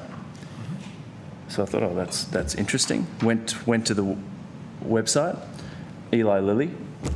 You click through a few things, and it takes you straight to links to Mosh and Juniper, obviously both prescribers of GLP-1s. Mm-hmm. Is there some sort of loophole? My understanding was that pharmaceutical companies cannot advertise products, and sure, they're not advertising a product, but it is just so clear this is a funnel that leads directly to an Eli Lilly product. So, yes, I'm not sure, Senator, whether it was with you or with another senator who was sitting in that spot, but we did have a conversation around marketing of services versus therapeutic goods, and the question of whether between that advertising and the obtaining of a prescription there is actually a medical review. Now we've I think been pretty clear that we have some concerns around the intersection between ready prescription, some telehealth models, and the clinical governance that surrounds them. That's not to say that all of those models are without merit. They do provide some benefits to access, but we one of the key compliance priorities we have is around the marketing of products through telehealth, and we take that seriously as a compliance focus for us as well. I was really we shocked do need to because rotate the calls. I assumed we had regulations in place that would stop this, and like to your point, I would accept if it was maybe go and see your GP and talk about it, but it's literally just going to essentially a prescribing service. Yes, there's a medical professional, but we all know that those websites. You go there, this is what you get. And we've had an ongoing, we have strong, effective collaboration between regulators, including AHPRA, other parts of the department, the Pharmacy and Medicine Board, and around the prescribing through telehealth. So this is very much a focus for a number of regulators working in concert. I might have to take it up with government. Senator Henderson now. Thank you. Can we have AHPRA back again? I'm just going to go 2 questions and then I'll hand over to Sarah, is that okay?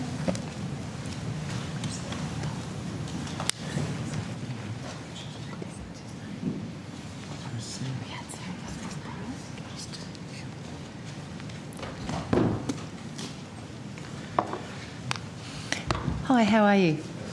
Look, I was just wondering, there's some significant changes that are being proposed to NDIS provider registrations in the new NDIS legislation that's currently in the Parliament. I'm just wondering, has the NDIA consulted with AHPRA in relation to the implications of this registration process on providers, particularly as they relate to the kind of providers that would also be registered with AHPRA? Good evening, Senator. Justin Ungerstein, CEO of AHPRA. No, we haven't been consulted with. We're aware of the announcement of those changes, but we haven't been engaged yet. Okay, well, what we might do is we might have a chat to the NDIA when we see them in a couple of days' time and find out why they haven't. Sarah. Thank you very much. Good evening to you. Mr. Ungerstein, I want to ask about Dr. Andrew Amos, who was subjected to severe regulatory action, including restrictions on his ability to practice and comment publicly on gender medicine, despite no finding that he harmed a patient. Dr. Gillian Spencer became the subject of an APRA process after publicly criticising APRA's treatment of Dr. Amos and raising concerns about gender medicine and child safeguarding. These, in my view, and I'm putting to you, raise serious questions about whether APRA is protecting patients or policing dissent.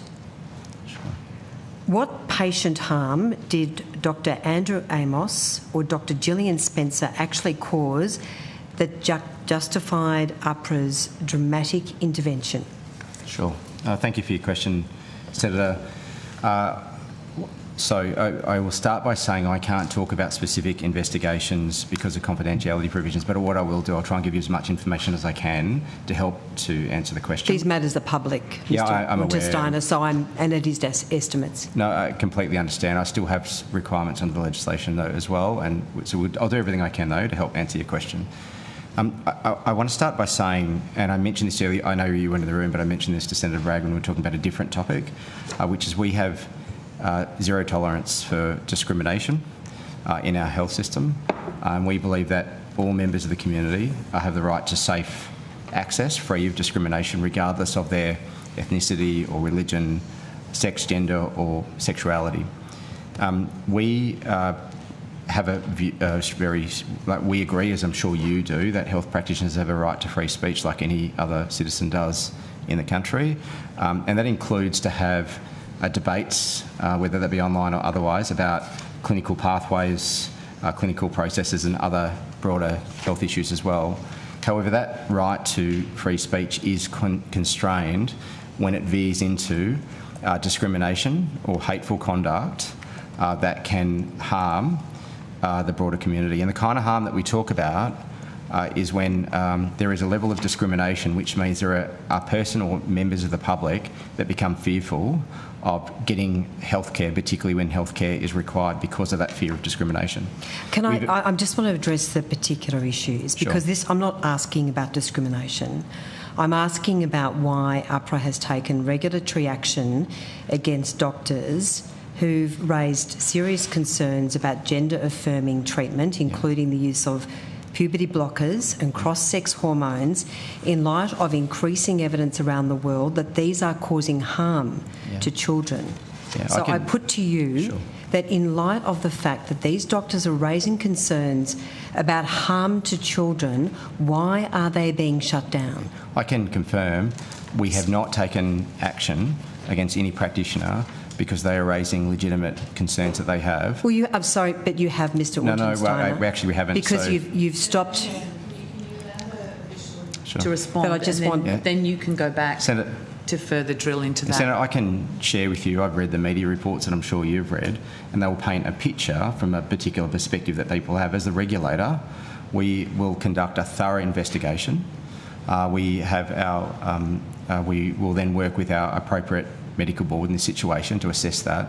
We will not take action against a practitioner because they are sharing views that they might have about hormone blockers or about gender-affirming treatment. That's not our role, and nor would we do that. Where we will intervene, again, and regardless of whether it's about this topic or other issues that we deal with, is we will intervene when that conduct moves into a place beyond public debate about clinical treatment or processes to a place where they start to move into discrimination and hateful speech, which targets individuals. And again, when I read the media that I've read, it certainly doesn't paint a picture of the full story here. But again, I can't say, because of, again, confidentiality requirements, I can't talk about individual cases, but I can assure you it's very rare that we would intervene with our practitioner in any circumstance because of comments on social media about, again, general views about the health system. Mr. Untensteiner, just if I could address that issue that I'm putting to you, that you did in fact directly intervene to shut down Dr. Amos because of his comments on social media, and he's also barred, I understand, from any direct clinical contact with patients in circumstances where there's been no finding of patient harm or unsafe clinical practice. And I do refer to the LGB Alliance Australia's media release published on the 9th of April setting out these matters. So I would put to you that it appears, Mr Untersteiner, that APRA is more interested in investigating doctors and taking action against doctors who question gender-affirming care than investigating the growing concerns about the safety of puberty blockers and cross-sex hormones for children. Yeah, can I? So I don't agree with your statement, and again, it's an inaccurate picture of what's taken place here. I think I put my position forward about how we will deal with regulatory matters in this case. I also want to flag that we also don't set the clinical guidelines. It's not our role. We're the regulator of practitioners. And so in terms of evidence that relates to appropriate treatment, I mean, that's a matter for the National Health and Medical Research Council and others that set those standards. Again, what we're focused on is practitioners' compliance with codes of conduct. Despite what you suggest, I don't agree. We will not go out, and we haven't made decisions to take action purely because somebody is debating puberty blockers. Well, Mr. Untersteiner, the evidence says otherwise, and I'll put this to you. I'll put this to you. So in March of this year, Dr. Gillian Spencer. So can I just stop you there, Senator Henderson? Maybe you could share that so that it's a public document. It may well be a public document, but the witness does not have it in front of him, and neither do we. I'm happy to table it. I've only got the one copy, but I'm happy to table it, and I can provide the Secretary with a link. But it is a public document. So in March, but again, I will say that the witness does not have it in front of him. He doesn't need this document, but I'm happy to table it, Chair. He does if you actually want to get to the bottom of some facts. If you just want to have a political smack, then I'm sure he doesn't. So please carry on. Thanks for your commentary, Chair. My pleasure. Mr. Untersteiner, in March 2026, Dr. Spencer, a medical practitioner, Dr. Gillian Spencer, became the subject of a formal complaint after reposting an article from The Australian on X that had revealed the regulatory action against Dr. Amos. Her repost included a comment alleging that gender activists and APRA had worked together to destroy Dr. Amos's career. What do you say to that? Sorry, who wrote the article? Can I ask? Because again, I just quoted it. Who wrote it?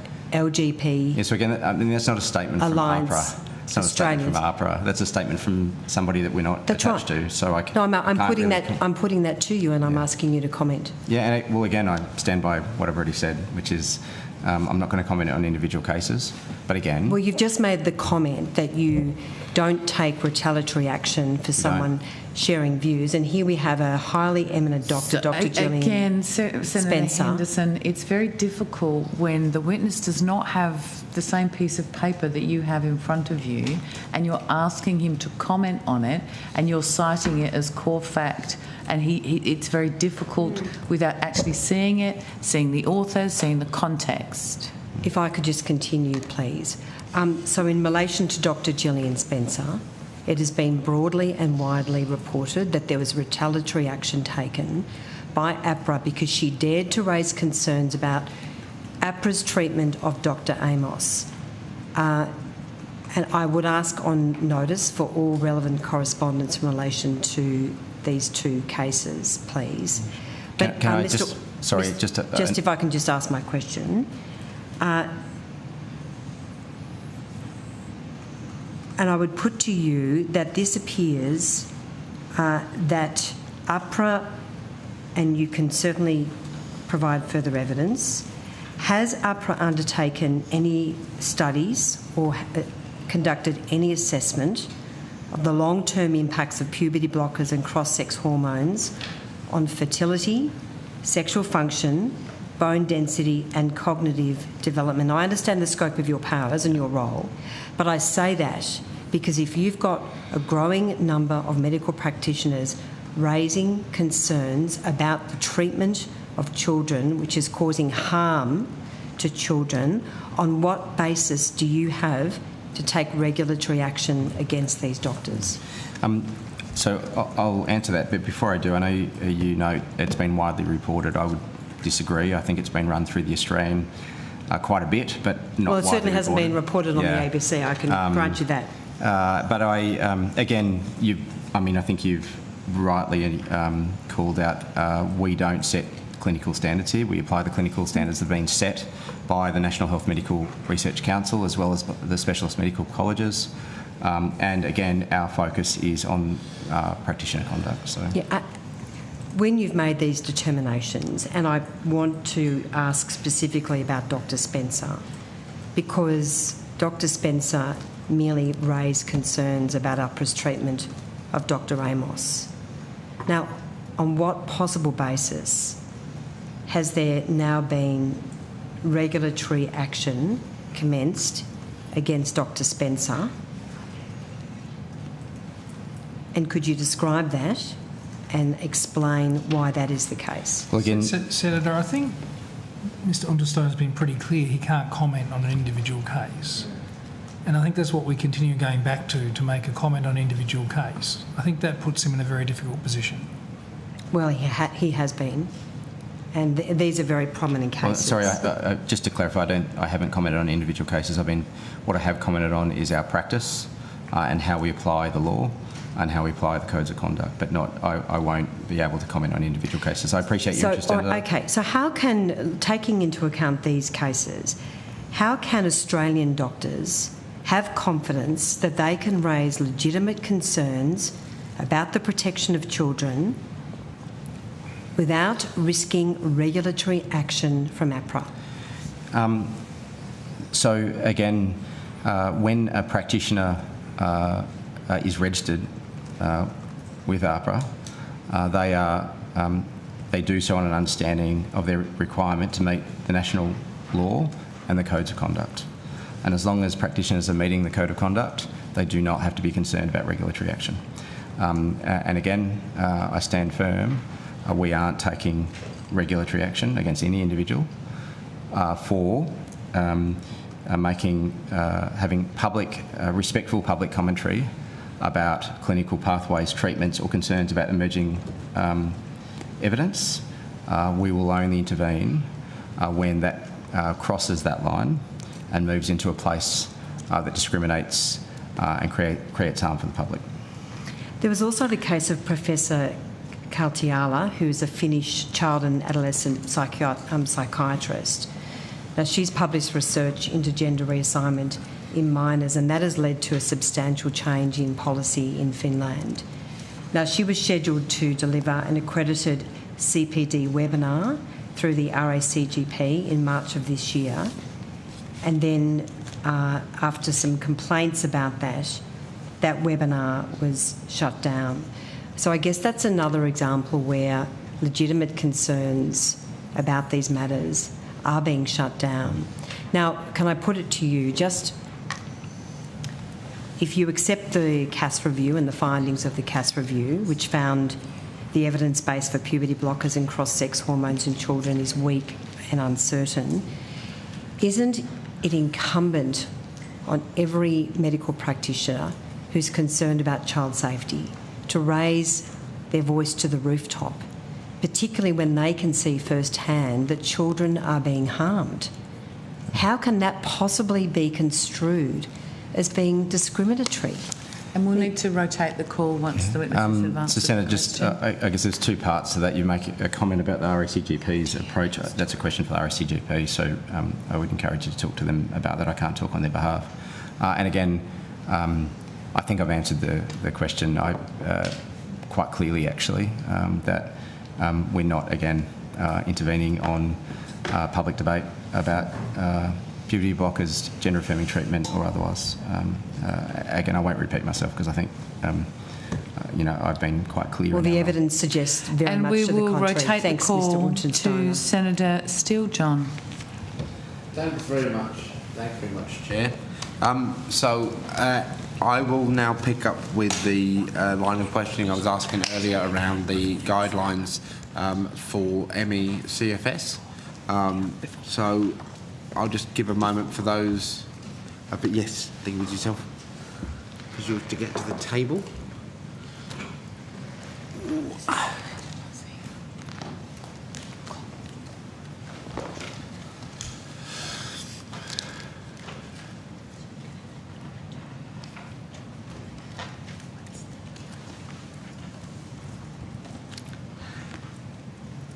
Fabulous. Thank you, Professor. So earlier you were able to confirm for me that the guidelines, the new clinical guidelines for ME/CFS are not expected until March of 2028. So I'm now trying to understand what the major stages are that remain in the guideline development process. So what are those stages? So the stages are that the committee needs to look through and gather all the evidence and look at that evidence. Then it needs to go out for expert review, and then the guidelines are finalised and they go out for public consultation, and then following public consultation, the guidelines will come to both the CEO of the NHMRC and Council of NHMRC for endorsement, and then will be released. Okay, and thank you for that. That makes sense structurally. Whereabouts in that process are we now? So we are currently the evidence has been coordinated, and we're sending it out for external evidence review, and that process is expected to take about 12 months. Okay. Okay, fantastic. Would you be able to provide on notice for me maybe just a description of that, of the timeline that you've got, the key kind of milestones that you've got for the project? Is that something that you can provide absolutely. to us? Yes, we can do that. Thank you very much. Now, what guidance or support is being provided to clinicians and patients while Australia remains without a national piece of guidance? So from the point of view of the NHMRC, we don't release any guidance until we're confident about the evidence review, the process, and importantly the public consultation, and then obviously the endorsement by council. So the way that clinicians would currently be practicing would be based on both the training those clinicians have had and the college those clinicians belong to, and the clinical governance overseeing those clinicians. If they work in a hospital, they have certain clinical governance processes. If they work in primary care, they would have clinical governance processes that would be overseeing their management of this condition and others. Yep. Okay, thank you, Professor. Professor Keane, I think this may be for you, but you can redirect it as you like. So the answer that we just heard from the NHMRC perspective aligns with what your colleagues have said earlier around advice being given by professional colleges, and the department has undertaken to provide on notice what engagement they have had with the colleges, what their latest advice is. But basically where we seem to find ourselves is that in the absence of these national guidelines, which we will not have until 28, there is a potentially inconsistent set of recommendations and advice given to clinicians in relation to this condition. So I'm wondering what mechanisms exist for communicating emerging evidence of areas of international clinical consensus for clinicians before the national guideline is completed. Yes, thank you, Senator. So this is a role also for our professional colleges, and I mentioned earlier today work of the Royal Australian College of General Practitioners. I know, for example, the RACGP has been working with Emerge Australia, which I know you've been working with as well, on improving the diagnosis and management of ME/CFS, of long COVID and of other conditions. And this work is shared with GPs across the country through continuing professional development programs, the development of training modules, and there have been specific training modules developed in this area to support GPs through, I mentioned the specific interest areas for GPs who are focusing on providing care to patients with ME/CFS and other conditions. One of the other areas we didn't talk about this morning, but Natasha Plonges from the Medical Research Future Fund might like to join us is the funding of research into improving the diagnosis and management of these conditions. And I know that that research has in particular had a very strong primary care focus, given that many of these conditions are managed in primary care. Also a very strong multidisciplinary focus, given that many of the people who experience ME/CFS we know are going to benefit from having not just a single GP providing care, but also care particularly from allied health professionals. Fantastic.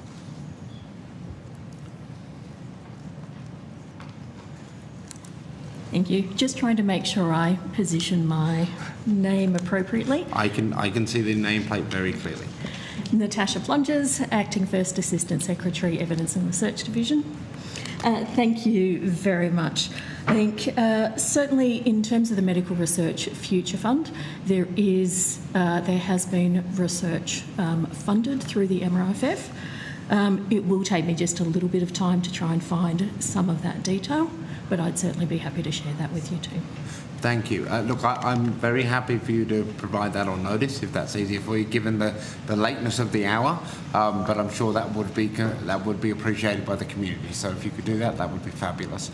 Now, I have a final line of questioning before I leave you all in everyone else's collective good hands this evening, and that's in relation to the Australian Centre for Disease Control, which we can now say is a thing that we can talk to. I'll just wait for them to... They're just coming in from the room next door, but literally next door. Keep us all in suspense. It's been a long time coming.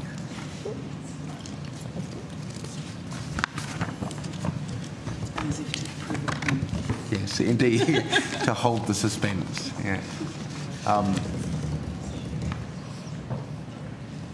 I mean, I might ask my first question and see whether the department can just take... Oh, no, here we go.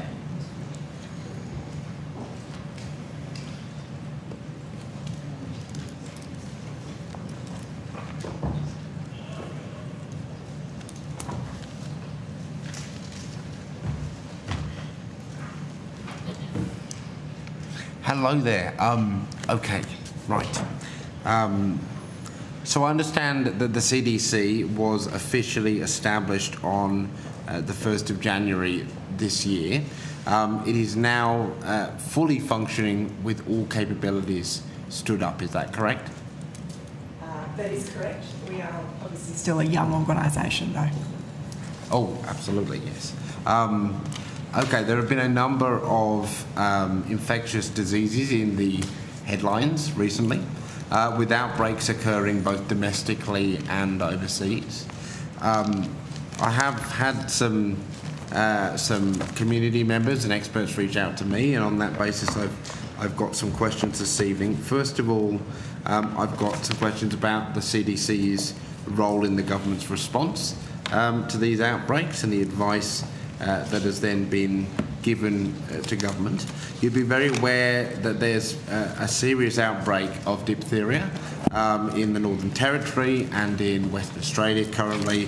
I believe it's Australia's worst diphtheria outbreak on record. What role is the CDC playing in the management of this outbreak? Thank you so much, Senator, for the question. The CDC's role is to undertake scanning and monitoring, surveillance, international surveillance as well, of course, provide public health intelligence and advice to a range of stakeholders, including to government. We are independent and provide that advice accordingly. As you have noted, there are several outbreaks that are certainly ensuring that we're ready to go. Diphtheria is a significant outbreak that we're experiencing currently in Australia, as you say, one of the most significant ones that we've had. We've seen diphtheria notifications increasing since October 2025, with a really marked increase from about February 2026. However, in recent weeks, the numbers of cases we're actually seeing decrease at this stage. So it suggests potentially that the actions that both the CDC, the local jurisdiction and government are taking may be having a positive effect. The outbreaks are occurring across the Northern Territory, but also Western Australia and South Australia, with Aboriginal and Torres Strait Islander communities in regional and remote locations disproportionately impacted.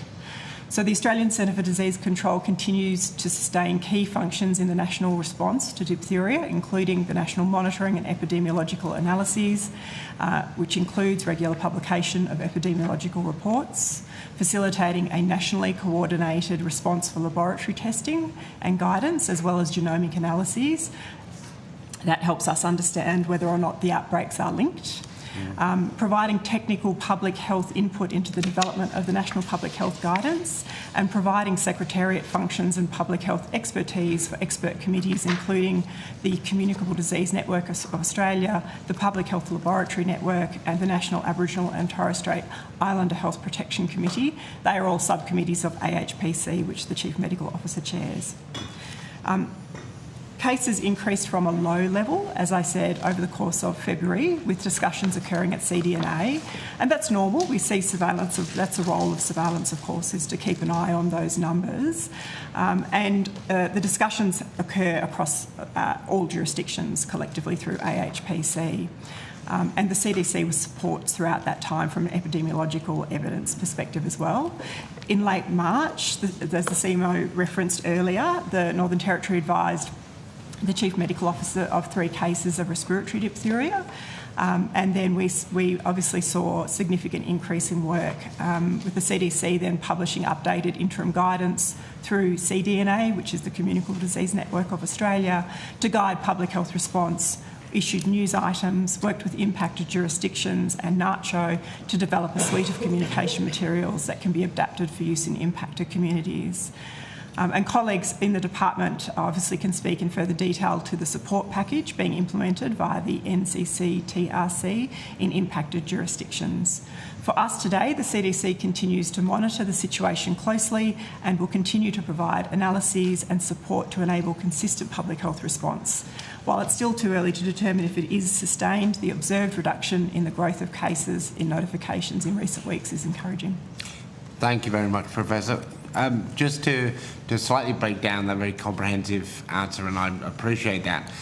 In terms of the advice that you've provided as a centre to governments in relation to the outbreak, can you speak to what advice specifically you have given to the WA and Northern Territory? And I think, did you mention the South Australian government as well? Yes, so all 3 jurisdictions have outbreaks, which is one of the reasons we have a key role, obviously. State and territories manage their own public health responses, but when we see a multi-jurisdictional response, and the CDC clearly has a role to step in and provide support from that national perspective. But I might hand to my colleague, Ms Harper, to just work through some of the actual steps that the CDC's taken. Fantastic. Thanks, Senator. So Emily Harper, Deputy Director General of the Australian CDC. Senator, sorry, can I just get you to repeat the last part of your question? Yes, so what advice has the CDC provided to governments on this outbreak? So one of the core elements that Professor Wayner mentioned a little earlier was the work that the CDC has done with colleagues in the CDNA, the Communicable Diseases Network Australia, Public Health Laboratory Network, other subcommittees of the Australian Health Protection Committee, which all have representatives with public health expertise from each of the jurisdictions. So working really closely with those bodies to develop, produce, publish guidance to assist in the response. So that's to assist in nationally consistent response, but also in the case of the diphtheria outbreak, recognising that it is quite, it's very individual in terms of the communities that it's impacting, and there's a real need for, quite tailored and bespoke approaches to be taken within each jurisdiction, and of course recognising that jurisdictions do, individual states and territories do remain responsible for public health responses in those jurisdictions. So there's a real role in centralised communications, Senator, as well. And the CDC has worked with our National Aboriginal Community Controlled Health Organisation and state and territory communication experts as well to develop a suite of materials, and all of these advisings and guidelines are published on the CDC website. And can I just ask, for clarity, are states and territory governments required to report confirmed or suspected cases to the CDC? They absolutely are, Senator. So diphtheria is listed on the National Notifiable Diseases list. That means that it is a notifiable disease, so all jurisdictions are required to report centrally to the CDC. Yep. What they are required to report, though, relies on case definitions, which are agreed between all jurisdictions across Australia. Yep. So in the case of diphtheria, there's probable and confirmed cases, and they need to meet specific laboratory testing definitions to either be classified as probable or confirmed. And each jurisdiction makes those notifications. It would be fair to say, Senator, that sometimes notifications of a probable case may, be removed in due course once confirmatory testing either rules in or out, or they might become confirmed down the track. So there is a little bit of a lag in notification as well, Senator. I'd just call out. I've just got one final one, and then that'll finish diphtheria for me. It's been reported in the ABC that, and a few other outlets as well, that diphtheria cases surged in the NT a month before a public health alert was issued. Was the CDC aware of that surge in cases? So the CDC, as Professor Weiner pointed out, we have observed through notifications over a period of time. If I just go back a step really briefly, Senator, we do see cases of diphtheria in Australia, some very sporadically and at low levels. What is unusual is the number of cases that we're seeing, and obviously the spread of some of these outbreaks. So we did see an increase in cases probably in that sort of February time frame, but we were notified more specifically by the Northern Territory of concerns around the sorts of cases they were seeing and increases in and around late March. So you saw the surge before they put the public health alert out? We saw, well, I would suggest it's around a similar time frame. So a very low number of cases initially, and it was not a case, Senator, of having sort of 0 cases one week and sort of several hundred the next. Okay. This was an emerging and evolving situation, and was being discussed at those subcommittees of AHPC for an extended period, where our public health experts were advising and assessing, and the Northern Territory Government was certainly not advising of concerns in the capacity of the system at that point. Okay. Chair, I've got 3 questions on Ebola, and then that's it for all of my questions for today. Which is lovely for you, Senator Steele-John. Yes, isn't it? Not so lovely for Senator Roberts, who's been sitting waiting for a turn before. Could I put them on notice? Could I verbally put them on notice now and then leave? Is that yes, possible? that would be absolutely fine. Okay, thank you, Chair. It's just in relation to Ebola and the fact that earlier this month we had a World Health Organization declaration of an outbreak in the DRC, and Uganda with a declaration of a public health emergency of global concern was the definition. So could you just take on notice for me what role is the CDC playing in the Australian government's response to this outbreak, and what advice has the CDC provided to government on this outbreak? Thank you very much. Thanks, Chair. Thank you. Senator Roberts.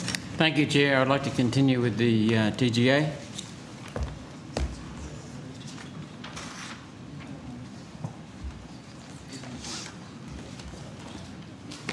And we will go,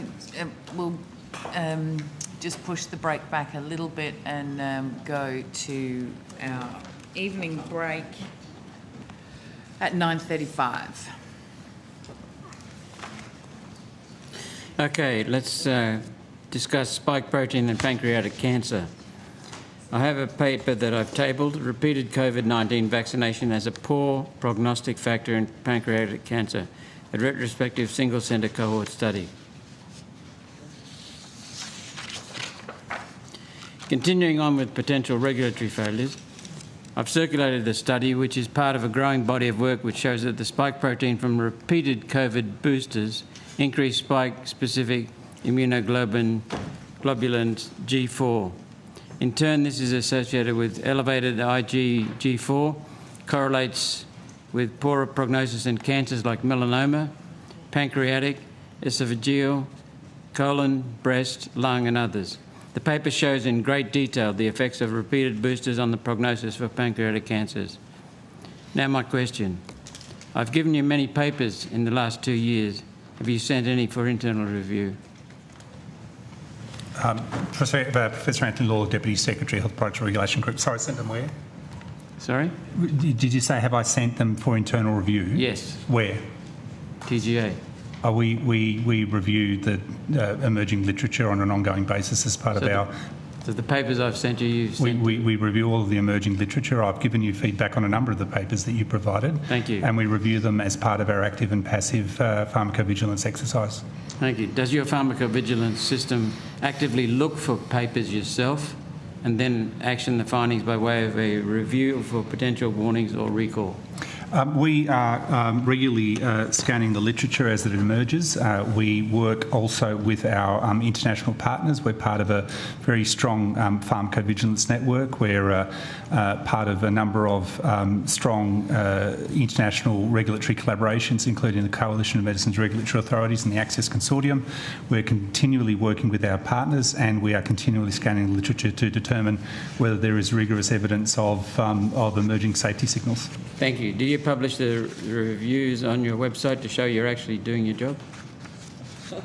Do you publish the reviews of the papers? We publish a number of documents to show that we're doing our job, including our annual statutory required performance reporting requirements. Do you publish the reviews of scientific papers? We incorporate... No, we don't undertake a formal reviewing process for the purposes of publication. But as has happened previously, we regularly make public commentary on public statements. As you would recall, Senator Roberts, we've commented previously on key studies that have been used to fuel misinformation and disinformation, and we also regularly review literature as and when it emerges, as I've highlighted. Thank you. I might add, Senator, so in relation to the COVID-19 vaccines, there's been 160 safety investigations undertaken by the TGA, which has led to 50 updates to the product information for those vaccines. Thank you. Now, let's go to COVID vaccine safety. As I'm sure you're aware, the United States Congress is now holding an inquiry into their COVID response. Are you following the proceedings to see where your pharmacovigilance needs to be directed? Thank you, Senator. There are many countries have generated inquiries into their COVID response, including our own, including New Zealand and other countries. We regularly review the outcomes and recommendations of those. Many of them focus on public health and social measures. Many of them focus on pandemic preparedness. There are frequently observations made on the safety profile of COVID vaccination, and they almost universally show that the risk-benefit profile of such vaccinations have been overwhelmingly positive and saved many lives. We do review those things. We also review the decisions, declarations and determinations of other regulators and the comments that they make around whether there is a concern around links between vaccines and any harm, including death, and we analyse and respond to those findings appropriately. Could you respond to my question, which is, are you aware that the Congress in the United States is holding an inquiry, and are you following the proceedings? Yes, and we followed as well the announcement in the last week or so and the release of an internal memo that was intended at the time to support a previous claim around paediatric deaths, but did not actually support that claim. Thank you. The proceedings of the Congress call into question the level of confidence the US Food and Drug Administration, which your predecessor followed in giving provisional approval to the COVID shots. The US FDA had privately in the safety and efficacy, the level of confidence the US FDA had privately in the safety and efficacy of the vaccines, including a term in the supply contract which said the vaccines did not have proven safety and efficacy. Simple question.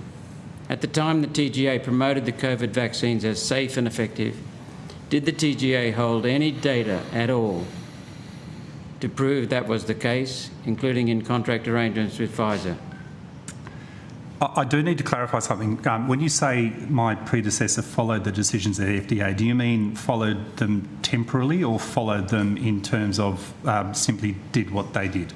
Both, because I asked him what testing he did TGA had done in this country, and he said none. Okay. We adopted the recommendations of the FDA. Okay, so I just wanted to be clear on that. Which in turn, at the time, had already adopted, simply done no testing itself, and adopted Pfizer's recommendation. Yes, I just wanted to be clear on that because indeed my understanding, and as you'd be aware I was in a different role at the time, is that we did provide provisional authorisation after the FDA.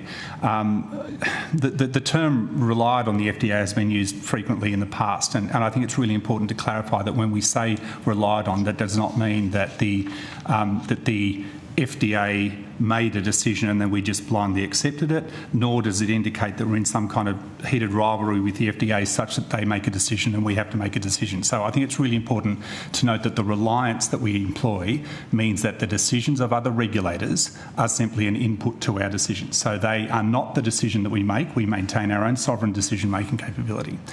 In terms of the question that you've asked, in respect to did we hold data, we undertook a provisional registration process, which is not an emergency use authorisation, and what it meant was that we were provided with such data as was available at the time, and then there was then a formal process and trajectory towards transition to full registration with the provision of further data which has occurred for those vaccines. Thank you. Could you provide us specifically with the data? I just want to ask this question.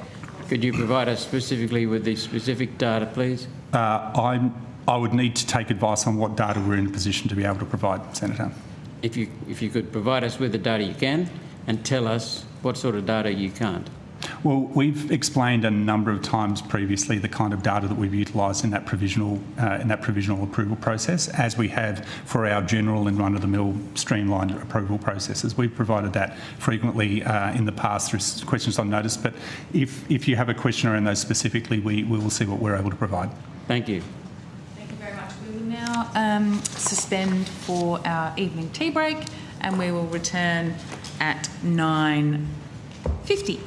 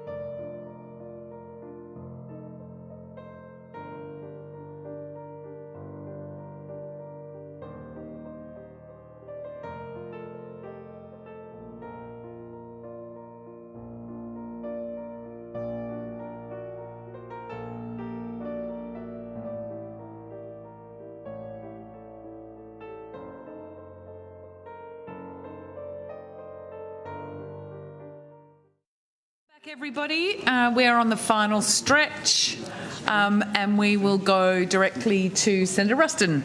Hi, I just got some questions around the Commonwealth supported places, but can I just give notice that the next round of questions will be to the NHMRC? And so if we could have them up. So I'm just interested of the planned CSP places for 25-26, the ones that were announced in last year's budget, how many have commenced in 2026 as planned? Has the whole lot?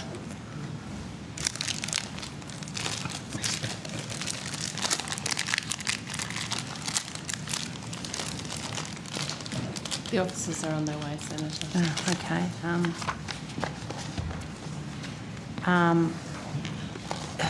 Who would I speak to about the MRFF?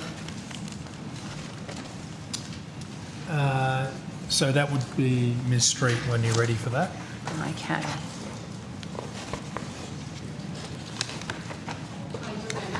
Sure, yeah, well, I might as well. Let's not waste time.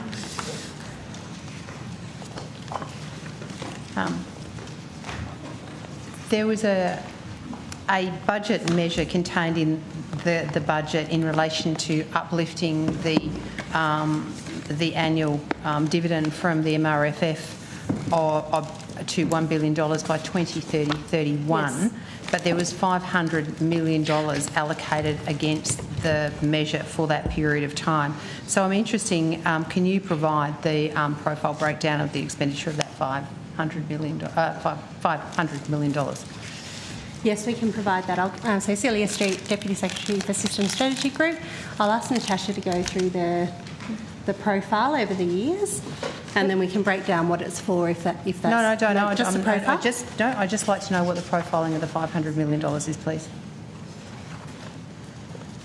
Certainly. So that profile, so it commences in 26-27. Yes. The increase, so I'll just do the increase amount. Yes. $44.8 million. Yep.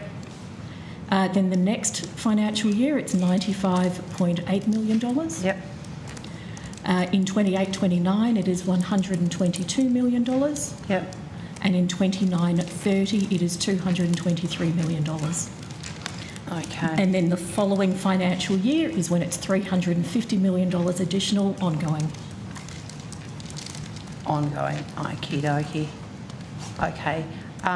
So when are you expecting the finalisation of the research strategy that will sit with this? So the National Health and Medical Research Strategy? Yeah. The National Health and Medical Research Strategy. Yes, that's what we're asking next. Yes. Sorry, too many acronyms. So are you happy to repeat the question? Obviously, there's the element of this that's in the contingency reserve pending finalisation of the NHMRC the research strategy. I'm just wondering when this strategy is likely to be finalised. So the strategy itself was also released. So that has been released. Yep. Okay. All right. Fine. That's all I needed. Thank you. So I've either got Commonwealth supported places or NHMRC. Whoever gets the table first.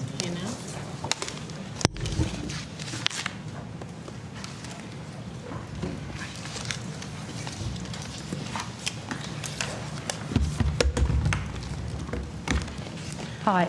In last year's budget, there were, I think there were an additional 100 CSPs released for the 26th year. Just wondered if all of those additional places had been taken up. Thanks, Senator. Mike Pope, Assistant Secretary, Workforce Training Branch. Yes, you're correct. In last year's budget, the government committed to additional medical CSPs. There were 100 CSPs that were commencing from 2026, and then a further 50 CSPs from 2028. Sure. Okay, thank you. Seriously, we've got so many questions. I really appreciate what you're saying. Yeah. But if you just restrict yourself to answering the question without providing additional information, and I feel really sorry for you because you've probably prepared, but other people earlier in the day talked a lot. I'll keep it brief. The first 100 have commenced, Senator. Thank you very much. Do you have a breakdown of the modified Monash locations of each of these medical places, i.e. the university campuses on which the CSP is attributed?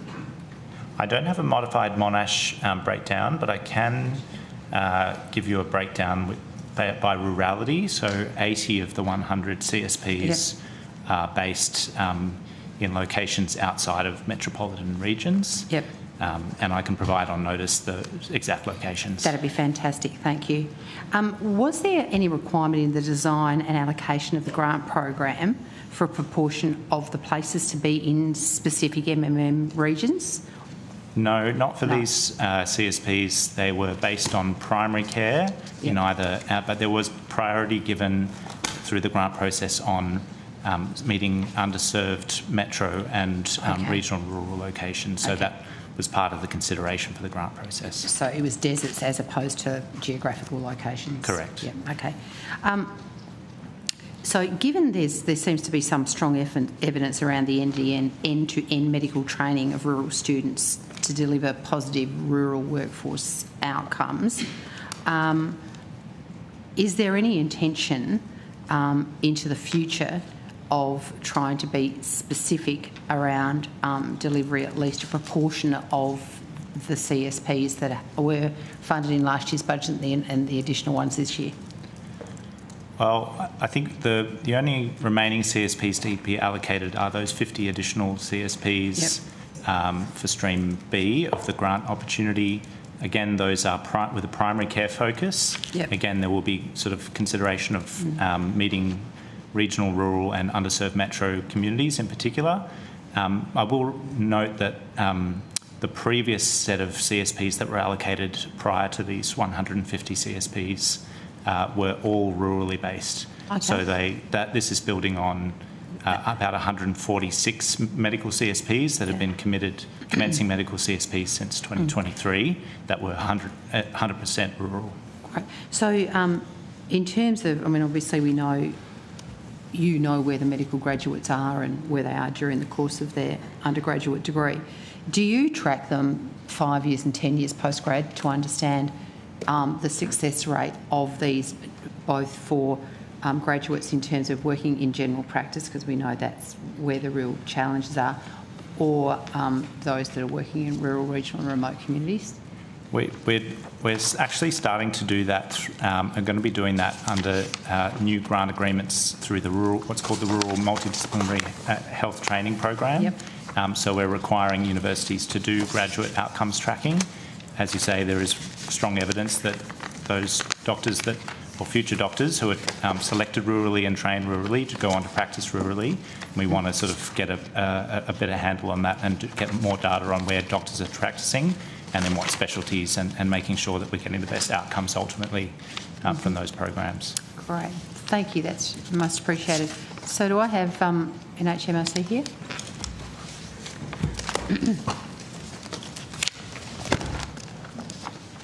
And then I'd be looking for Cancer Australia.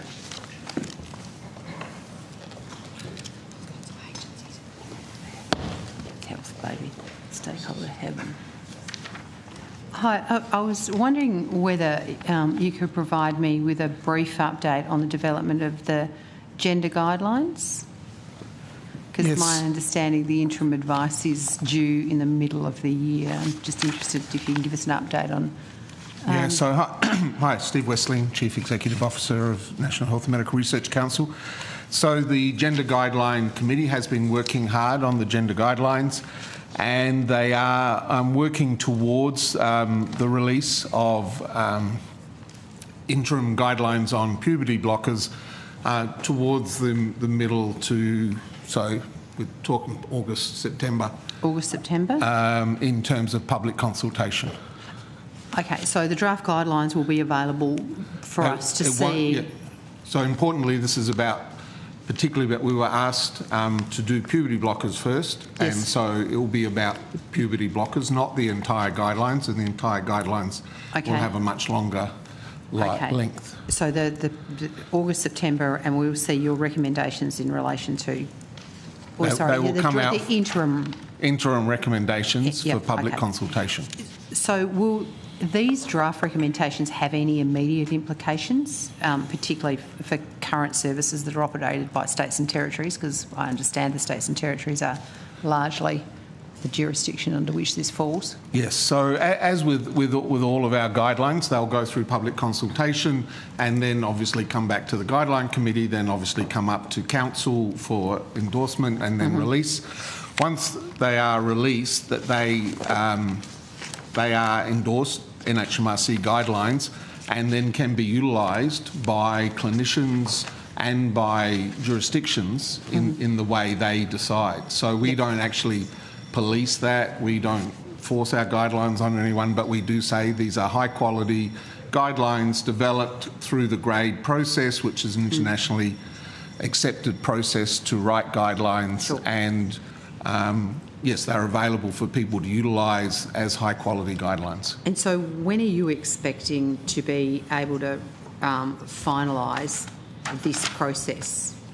The whole process will end up in early 28. Early 2028.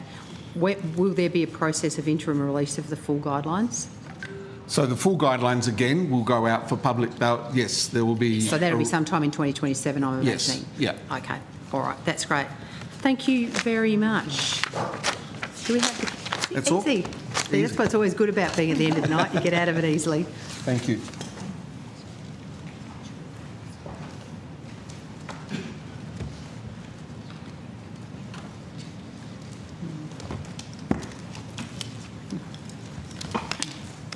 I was wondering if maybe Professor Lawler might like to come to the table at the same time.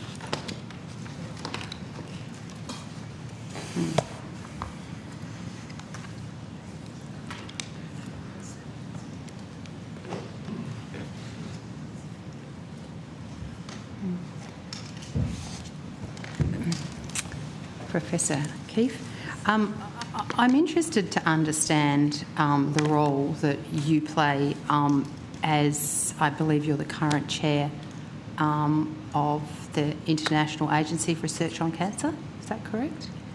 Dorothy Keefe, CEO of Cancer Australia. Yes, I am. I'm the Australian representative on the Governing Council of IARC and currently the chair. Thank you.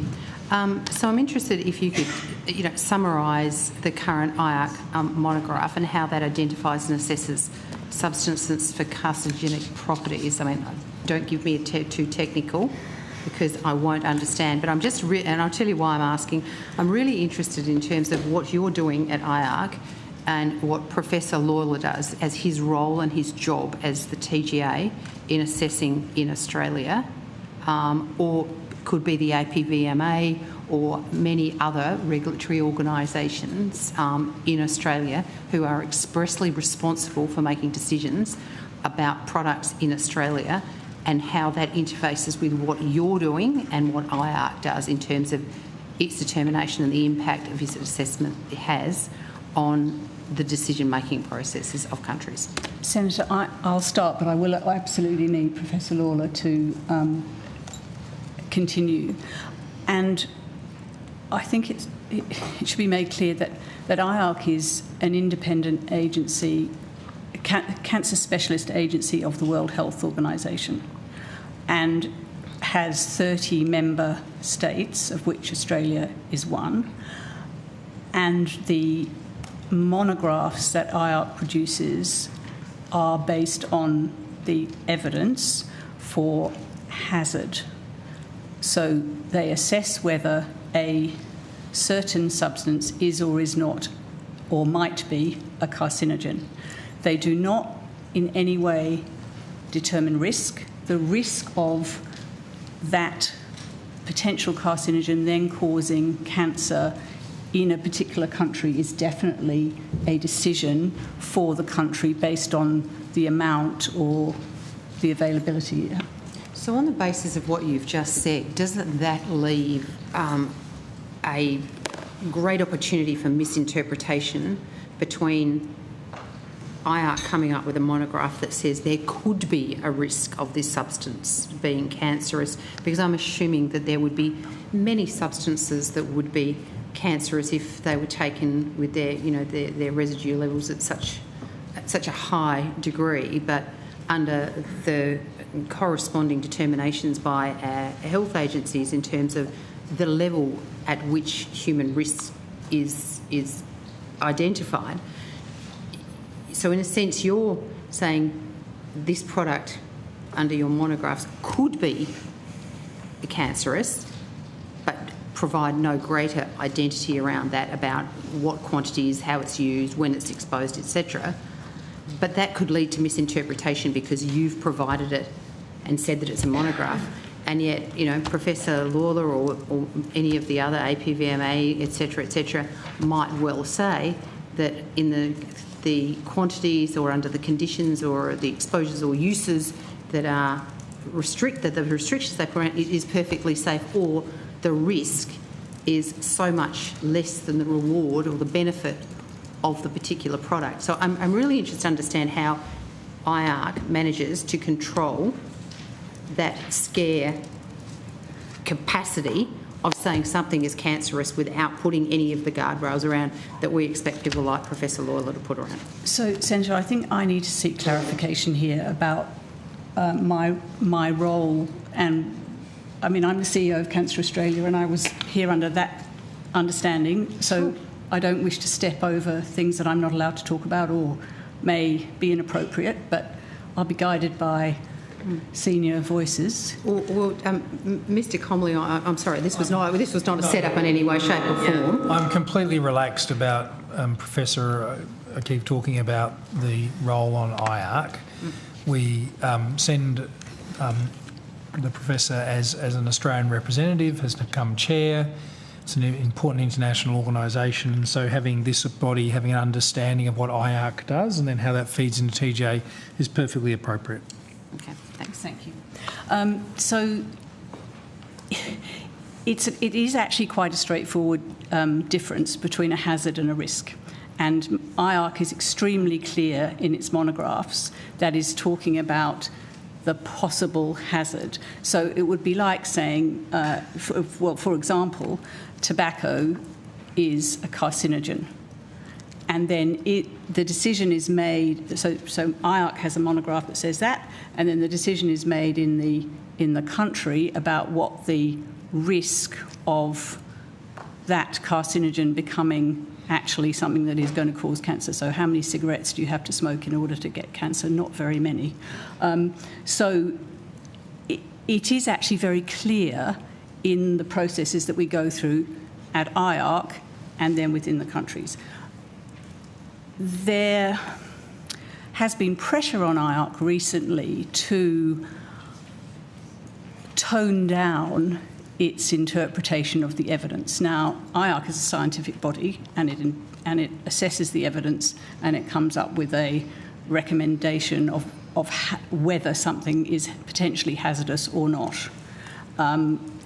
That's its role, and it is very useful then, I would believe, for people like Professor Lawler to then be working with the regulators about how much of a substance is safe and whether we should put, constrictions around it.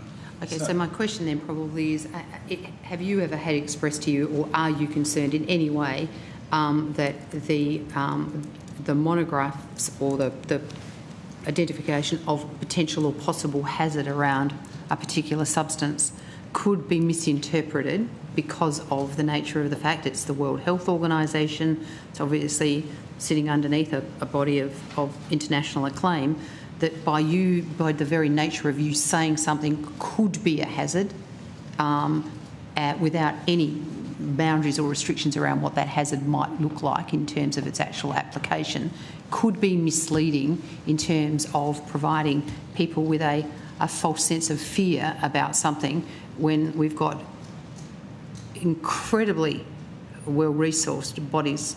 Maybe Mr. Lawler, Professor Lawler won't agree how well-resourced he is, but bodies who actually have the role of identifying in some detail what that risk actually is. You're the World Health Organisation out here saying this might cause cancer. What do you think the world's going to do? They're going to go, oh, that's bad. Well, I think that it's actually very useful for people like Professor Lawler to have IARC say this is potentially hazardous, because then it can be investigated and the boundaries put around it. In answer to your question, yes, I have had representations made on an annual basis around this, as have all of, to my knowledge, almost all of the other countries that are members of IARC.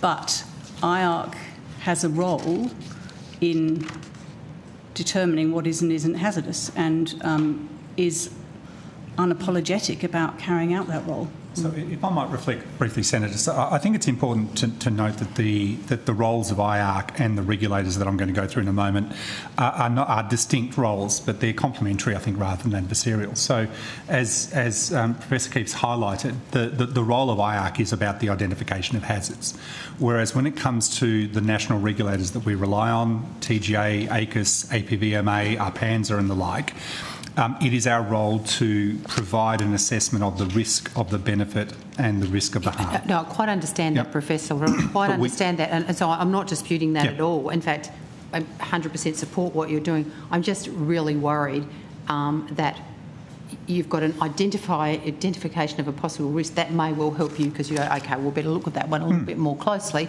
and that's just fine. But I'm just really worried. I mean, that would be fine if that information was only being provided to you and other regulatory bodies around the world, but it's publicly available information that, quite frankly, could scare the hell out of people when you might eventually come out and say it's actually perfectly safe if it is, you know, consumed, used or applied in these with the appropriate safeguards. Yeah, absolutely.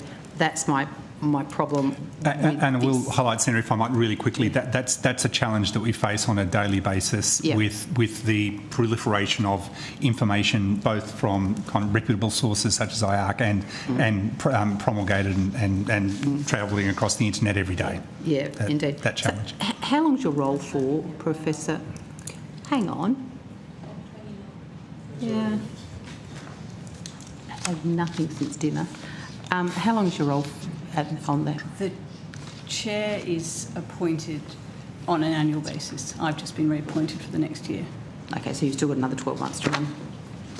Okay, fine. Thank you. We'll go to Senator Wilson. Thank you. I've got some questions on could someone give me an update on the latest data on number of scripts written, or if you have by category the number of users on the scheme? Yeah, Mr Henderson will respond to that, Senator, and we'll just get a couple of other people just on the off chance you might have other questions as well. Yeah, okay. So thanks for the question, Senator. I might just clarify, at the TGA we don't collect prescription data for medicinal cannabis, but we do get notifications from prescribers that are authorised prescribers, and we also do approve through the Special Access B, so I can give you those that data. Good. Yep, thank you.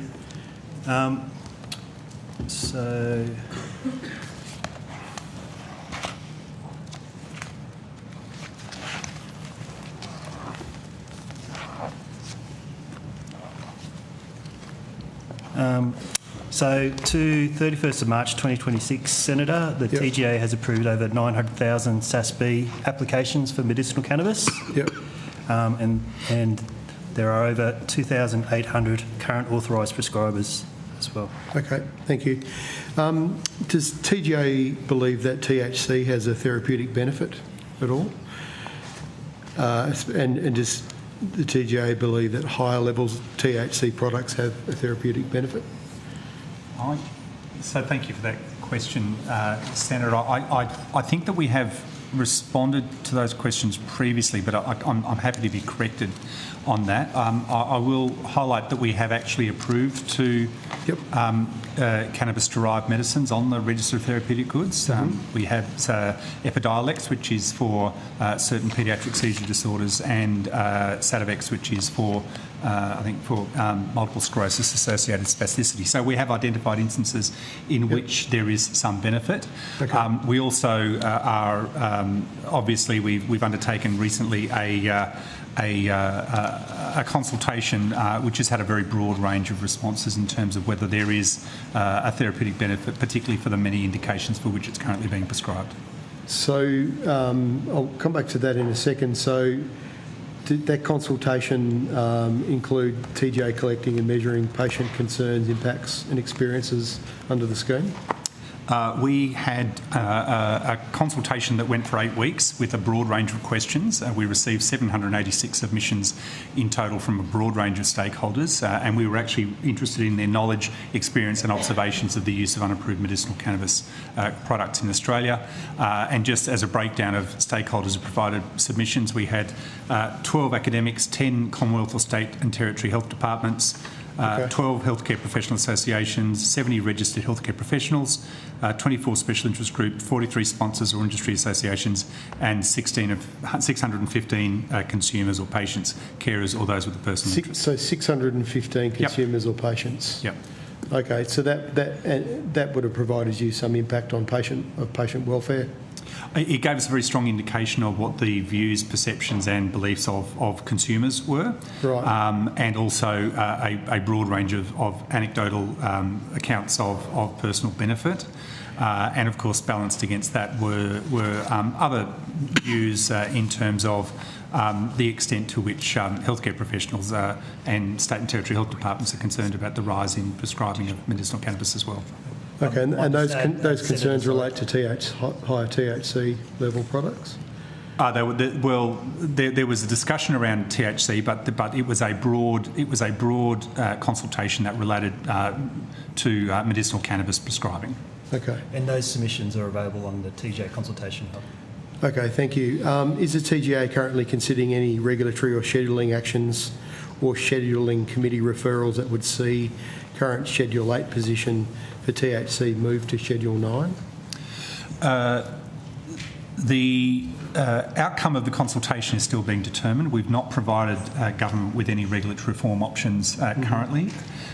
We have identified that there is an initial and short-term need for some education, particularly to practitioners and potentially also to consumers, around the fact that the products that are being supplied are unapproved products, in that they have not been assessed for safety, quality and effectiveness by the TGA. There's also some consideration around whether scheduling arrangements should be examined. I do not want to... Should be examined but aren't currently being examined? No. Should be? No, should be examined. Right. I'm not going to presuppose the decision of a scheduling process which is delegated under the Act to an individual who's not myself. But at the moment, the feedback that we received is probably that it's more around controls around prescribing than around an actual change in the schedule classification itself. But again, as I say, I don't want to presuppose that outcome. Is there any new research, and by that I mean primary research, rather than meta-analysis, that are driving your concerns or your need to see, for example, increased educational changes to prescriber models? I guess, Senator, just the high volumes of access to an unapproved product was a key driver for us to undertake that consultation process and start to investigate some of these issues and concerns. Could you unpack that for me a little bit more? Well, as an unapproved product, Senator, the TGA has not undertaken any or has not received a submission to assess efficacy, quality or safety aspects for for the vast majority of medicinal cannabis products that are currently being accessed by Australians. So we are keen to look through all the concerns and issues and get a good understanding in relation to whether the safeguards and the processes in place for that access are appropriate and the regulatory settings are appropriate for medicinal cannabis products generally. And it was reported in the media, which I'm sure you're very familiar with, a couple of times in the last 12 months around concerns around psychosis, for example. Is that one of the concerns you're referring to? I believe, Senator, that was raised as a concern through a number of the submissions to the consultation. Okay. Yeah, and that has been an issue that's been raised with us by a number of professional bodies and also some state and territory health departments who are expressing concerns around the growing impact on the public hospital system that this is causing. Okay. And what are those impacts on the public hospital system? If we look at the state hospital system data, what does that tell us about hospitalisation for THC product? I don't have that information in front of me specifically, but what I can indicate is that the concerns that have been related to us, both through the submission, and as Mr Henderson's highlighted, those submissions are publicly available, and also through approaches by individual professional groups, is that that there are concerns at a rise in the level of cannabis-induced psychosis. I also would say that that's drug-induced psychosis. That's not primary psychosis. The concern that was being raised was drug-induced psychosis. That's right. Okay. And I also would highlight that one of the common themes that we saw throughout, I think it's safe to say throughout all groups who responded to the consultation, was that there was a recognition for a need for perhaps better care being taken in particular vulnerable groups, and that included children, pregnant and breastfeeding mothers, and also those with a history of mental health disorder. Okay, and you don't believe under the current scheme that that you know, working with a doctor would deal with those concerns in terms of safeguards put in place? Well, I think one of the challenges that we've expressed previously, and in this place, and also have been expressed by others, is that there is a challenge that we face with the overlap between telehealth prescribing models, and also, as has been mentioned, as Mr Henderson's highlighted, the rapid growth in unapproved goods provision. So what that means is that a pathway that has traditionally been used for accessing medicines that are not otherwise able to be registered, things like early access medicines, use through clinical trials, when all of the medicines that are available on the register have been trialled and have been found to be ineffective, that's usually the pathway. Unfortunately, it's now the primary pathway of access to medicinal cannabis, and the general view is that regulatory reform would be an appropriate way of approaching that, if only to perhaps provide a better pathway for the provision of evidence of efficacy. Is the medical cannabis expert working? I've only had about 6. You've had 10 minutes. Well, they just had 20 minutes. Yep, there's twice as many of them in the Parliament. Beg your pardon? There's twice as many of them in the Parliament. We're just rotating. We've been doing this all day. Okay. Could I just ask 2 more questions, Chair? You can be swift. Senator Roberts has also been waiting. So the medicinal cannabis expert working group, are they reviewing these issues at the moment? Excuse me, sorry, my voice is going. Avi Berra, Assistant Secretary, Office of Drug Control. Thank you for the question, Senator. Yes, so the Medicinal Cannabis Expert Working Group does look at these things as they are brought to them. We do seek advice from them on a number of matters in relation to medicinal cannabis as it's prescribed and as it's dispensed here in Australia. So just to be clear, they're looking at potential rescheduling as an option? Or? Not the rescheduling.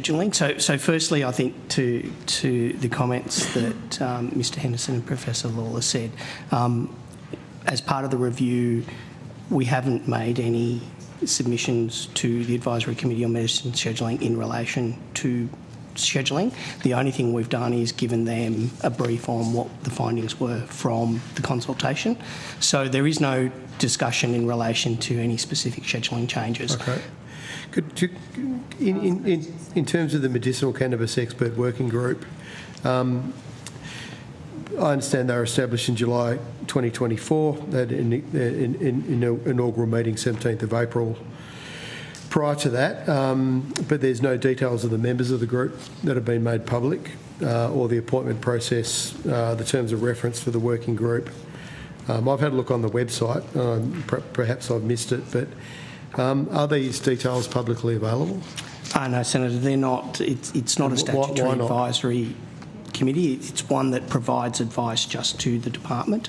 It's not something that provides advice to government as a whole. We can take that advice and use it as part of our advice that would go to government, but it is not a formally appointed statutory committee. So something like the Life Saving Drugs Program Expert Panel. I have told you that we need to rotate the call. Could I just ask that last question, Chair? As you keep saying. This promise, this is the last one. Response, that would be really great. Yeah. So, Senator, actually, I'm not able to comment on what they do. I'm not aware. Well, no, but their life-saving drugs program expert panel, everything's on there. That the Rural Health Commission, they provide the Hearing Australia and the Organ and Tissue Authority make their way up to the room, because there are questions for them coming up in the next wee while. Could I just get an answer to that question? So that's an example of another expert group providing advice. Yes, Senator Ruston. Yeah, through the Chair. Senator Wish-Wilson, we've been managing this committee with the respect of the Chair all day. There are a number of people who still have questions to ask, and you are continuing to defy the request of the Chair. Oh, well, you're wasting everyone's time right now. Well, exactly. The call should be going to Senator Roberts. That's what the Chair's asked for, and you're being very disrespectful to your colleagues. According to your logic, it goes on the number of people in Parliament. We are not doing this. We are not doing this. According to your logic, it goes on the number of people in Parliament. So we have very limited time. We are going to Senator Roberts. Senator Roberts, please ask your question. Could I have APRA, please?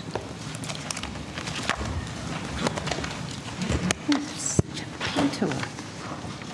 Can't treat her like that.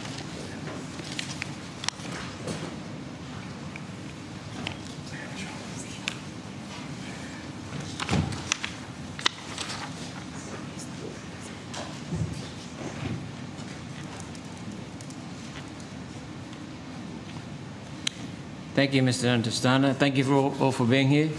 Dr. Amos is an academic psychiatrist based in North Queensland. His academic work includes numerous published journal articles and conference presentations on gender medicine. On 26th of February 2026, the Medical Board of Australia placed restrictions on Dr. Amos's medical registration, preventing him from having direct or indirect contact with patients and banning him from posting on social media on the topic of gender. This was in response to 4 complaints about 3 ex-posts. 3 of the complaints were anonymous. It's important to note that there was no patient complaint. He had posted that, quote, "There is no reliable evidence that trans identification can be differentiated from psychosis." So, Senator Roberts, given that it is almost 10:30, we've had all of these questions from Senator No, you haven't Henderson. had these questions. Yeah, haven't had these questions. I think you've had this topic, but not this question. Another complaint was that in a post exchange, Dr. Amos used biological pronouns and thereby was accused of misgendering a UK trans activist. The immediate action order used by APRA against Dr. Amos is meant to be reserved, as I understand it, for when there is a reasonable belief that a health practitioner poses a serious risk to public health and safety. My question is, what specific elements of those posts did the board determine posed a serious risk to public health and safety under the so-called national law? Senator, as the Chair has highlighted, I've answered this question numerous times. My response will remain, I can't comment on individual cases because we have very clear confidentiality Okay, let's move provisions. on then. Yep.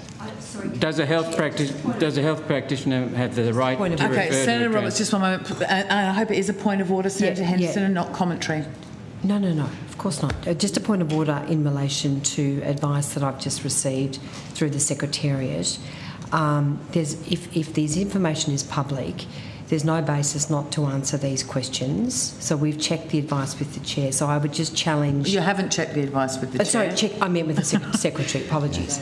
So I'm just saying that I just say through the Chair that I don't think it's appropriate that you decline to answer these questions. It's not consistent with the rules of the Senate insofar as Senate I think this is an interpretation issue. Through the Chair. The information that you have is not necessarily the stuff that is printed in whatever publication it is that has been quoted. There's a big difference in reporting from wherever you got it and the agencies actually providing you with their detailed private information that is protecting other people's privacy. But I'm happy for Mr. Steiner to take that on notice, provide the rationale and the breakdown, perhaps you could provide the information that you were reading from previously in terms of your... I've tabled that, Chair. That's been tabled. Right, well, I still haven't seen it. Oh, well, Nobody's given it to me. Well, please speak to the Secretary. I mean, please don't. So I'll just finish. And then should that then turn into, I believe you've been asking the clerk about a public interest immunity claim, then we can go to that point at that time. But let's just take it on notice and come back with the rationale and the understanding, and then Senators Henderson and Senators Roberts can go through that and determine what steps they might like to take next. So I appreciate Senator Henderson interjecting, but the ultimate umpire is the TV camera, the people watching this at home, the Australians. Does a health practitioner, Mr. Untersteiner, have the right to refer to a trans person's biological sex? Biological sex. I might... I'm struggling a little bit with that question in regards to our role as the regulator. I don't know... Is it discrimination for a health practitioner to refer to a person's biological sex? Is it discrimination? Senator Jamie Orchard, I'm General Counsel of AHPRA. If I understand your question to be, is there an issue with a practitioner making public reference to someone's gender or sex? To refer to a person's biological sex. So can I say that generally in respect of public comments by practitioners, you've heard earlier the discussion around the right of free speech and the fact that that AHPRA and the boards are committed to those ideals, but there are limits to free speech and how people express themselves. So a doctor talking about biological sex is going against free speech? What I was going to say, Senator, is that the codes of conduct and the social media guide that's published by boards set out quite clearly the expectations of practitioners when they are making public comments. They should make comments that are respectful, that rely on the best available information and so on. I beg pardon? I think you're a man. Senator Roberts, it's not appropriate how can a doctor to get personal with the witnesses. How Please can a have some doctor respect. fulfil their ethical obligation to inform the public of potential harms of gender interventions and gender ideology without being accused of discrimination against LGBTIQA plus people? Again, Senator, I answered this question several times. We don't, as a regulator, health practitioners have a right to have public debate about a range of different issues, which includes again, gender-affirming treatment, gender blockers, and other like treatments, and we would not be taking regulatory action on that basis. Again, I think we've got to be very careful here about selective media and using that as the basis. What specifically would AHPRA consider to be misinformation in a post? If you can't speak to that now, sure. We'll take it on notice. How do AHPRA staff acquire the capacity to know what is true or false information in this highly contested area? How do you know? Sure. So again, we rely on the existing clinical guidelines that exist, but we also, again, will look at the specific facts of the case, the specific facts of what was said and what context that was said. And again, I want to be clear here that we will intervene where this goes beyond a debate about clinical pathways and treatments and moves into a place of hate or discrimination against individuals or groups. And again, I see firsthand the harm that discrimination and hate causes the community. Right? I see vulnerable people in all walks of life in this country who fear seeking help because individuals go beyond debating appropriate clinical pathways or advice and move into very clear discrimination. Right? Could you give me specifically, please, what AHPRA considers a set of guidelines that would be deemed by AHPRA to be misinformation in a post? Again, that's a hypothetical. I don't think I can answer that question. Last question, Senator Roberts. You're basing careers on it, breaking careers on it. Medical Board of Australia's immediate action orders are implemented before the facts are established and before an investigation occurs.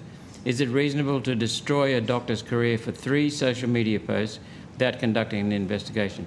3 anonymous complaints, Senator Roberts, no patient complaints. You're working on a limited basis there.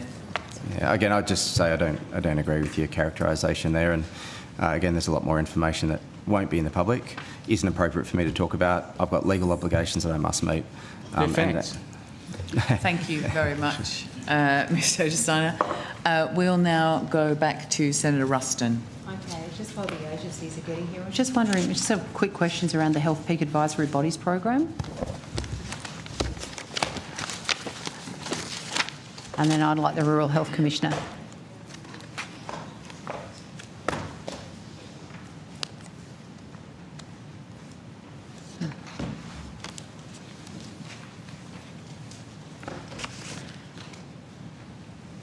I understand that a competitive grant round 4 was opened in September 25 and closed in November 2025. According to the department's website, there were 12 applications were successful for funding through this program, the Health Peak Advisory Bodies program. I was just wondering if you could provide me the list of the 12 organisations that were successful in round 4. Thank you, Senator. Trish Carncy, Breast Assistance Section Population Health Division. Would you like me to read those out for you, or would you like us to just table them is fine. That's great. We can Thank table you. those, yes. Yeah. I'm just interested, has there been any media release about the outcomes of the tender process around, well, for even round 3 of this program? So round 3 was several years ago. I couldn't comment on it. Okay. I would need. Oh, sorry, please. So round 4, I would need to check that for you. I don't believe there has been. Yeah, I'm just interested in why, because normally governments are always very happy about announcing grants. I couldn't comment. Oh, okay. So have any of the grants for the successful recipients been posted on the Grants Connect to date? Yes, they have. They have? Okay. So do you know how many were successful in round 3? 21. Okay, so why a little better than half this time? It's the same amount of money. Yep. It's just a larger amount of money for each of the organisations on average. Okay. When you table the names, is it possible to use to also table the criteria used to assess the applications? Yes, we can share what was given out publicly. Great. Thanks. Can I have the Rural Health Commissioner? Oh, I've already got her. Hi, Professor. How are you? Very good. Look, this is just a quick one. I'm just really interested in relation to the impact of the situation of the fuel supply impact of the Middle East crisis. Have you been working on any plan in relation to how the fuel constraints are impacting on providers in rural, regional and remote areas? Thank you, Senator. I might give you my impression and then hand over to the department. As I know, there has been work underway. And certainly, as you allude to, remote communities have the most to lose in the event of either a massive increase in the price of fuel or difficulties in accessing that fuel. And that goes to the livability of rural and remote communities and the need for instance, for energy and the variety of transportation that's required. So I might pass to the department for... So before you do, have you been involved in any work with the department in relation to how we're managing the impact of this? I have, and I have certainly been involved with giving soundings and advice from the sector and passing that on. Yeah, great, thank you. So is Yeah, hi, hello, Dr. Peake. back again. Yes, the department's been monitoring the impact of fuel right across the health, disability and aged care sector. What we are seeing is local impacts, some in particular rural and remote areas, or people who need to drive to deliver services. But we haven't seen broad sweeping impacts right across the healthcare sector. We think that's largely because of the broader government initiatives around health, fuel excise and other broader things the government's implemented. So We're also observing adaptation, especially in healthcare. So we have seen changing of routines, bundling of services, and also the use of telehealth as well. Okay. Are you expecting that to continue? Obviously, we are all very hopeful that the crisis in the Middle East will be over and things will return to normal and prices will come back down again. And so, are you doing any work to see whether the longevity of the changes as to whether they could become permanent fixtures in the rural, regional and remote landscape? And secondly, are you modelling or have you got any concerns about when the government removes the rebate or the fuel excise subsidies, which are due to expire at the end of this month? Obviously decisions around the fuel excise will be a matter for government. No. I wasn't. I wouldn't ask you that. No, I'm just wondering whether you are concerned or you're doing any work around what is there likely to be any detrimental impact or consequential impact. I'm not being critical of them removing the subsidy. Any consequential impact of the potential increase in fuel costs when the subsidy is removed? Yeah. Senator, the modelling is happening broadly across government, and it's being led through the Fuel Task Force, which is in, I think, the Department of Prime Minister and Cabinet's portfolio. Yep. We're contributing to that process and have certainly looked at potential impacts of both shortages or longer-term price increases on providers across the health sector, but also in aged care and disability. We've got a lot of work happening with the states and territories as well through the Health Systems Resilience Group to look at some of those issues, but we are feeding it into those broader government processes. Okay, thanks. Could I have Hearing Australia? I may only need the department, but Hearing Australia are here, so... No pun intended. Yeah, I realised what I said when I said that. Get in the rough Chicone. Did you see that? What? Rough Chicone. No.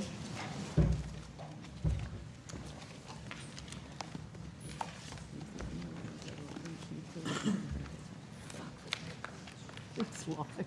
Oh, my. Hi there. So I'm just interested in where we're at in relation to First Voice and the proposals for early intervention for children with hearing impairment. So I'm just interested to understand, can the department outline why the early intervention for children aged between 0 and 4, deaf children between 0 and 4, is funded through the NDIS rather than through the Commonwealth Hearing Services Program? Senator Kim Terrell, Managing Director, Hearing Australia. I think I heard you say the department. No, well, I'm just interested to understand what is the rationale, whether you're able to answer it or the department's able to answer it, why deaf children aged between 0 and 4 are funded through the NDIS and not funded through the Commonwealth Hearing Services Program. I actually think it is a better question for the department. It's a policy question. Cool. Okay, but don't go. There's more questions. Nice try. Senator, under the Hearing Services Program, we do actually fund children 0 to 4. There are a range of services that are provided under the Hearing Services Program, and this includes fitting of devices and a range of services. However, there are more intensive services that are provided through the NDIS that support children 0 to 4 with significant hearing loss in those early years. Is there any consideration to giving First Voice proposals, the First Voice proposal, to move early intervention services for these particular cohort of children into Hearing Services Program? Look, we've certainly met with First Voice on a number of occasions to discuss their proposal. We are seeking additional information from them around the modelling and working with our colleagues in NDIS. Yep. Ultimately, that would be a decision for government. At the moment, the Hearing Services Program is not designed to provide those more intensive services. So it would need a restructure and a redesign of the Hearing Services Program to enable that. Okay, so just interesting, have you done any assessment whether the current NDIS pathway for delivering timely access, because obviously the earlier the access, the greater the benefit, to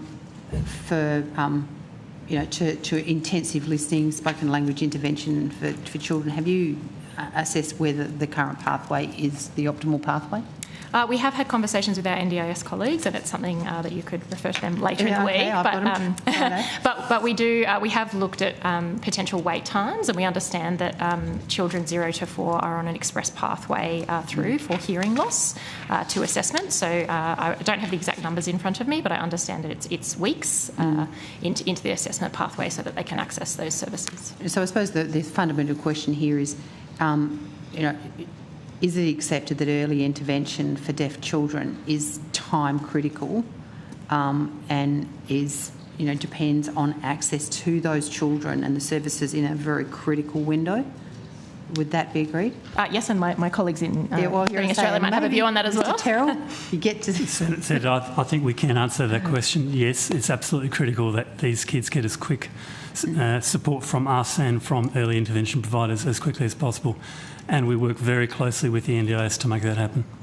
So are you happy with the current way that these children are accessing their services is the best, most timely, flexible and appropriate way? These children are seen by us normally within a couple of weeks. We're normally talking to their families if they need hearing devices, if they need cochlear implants.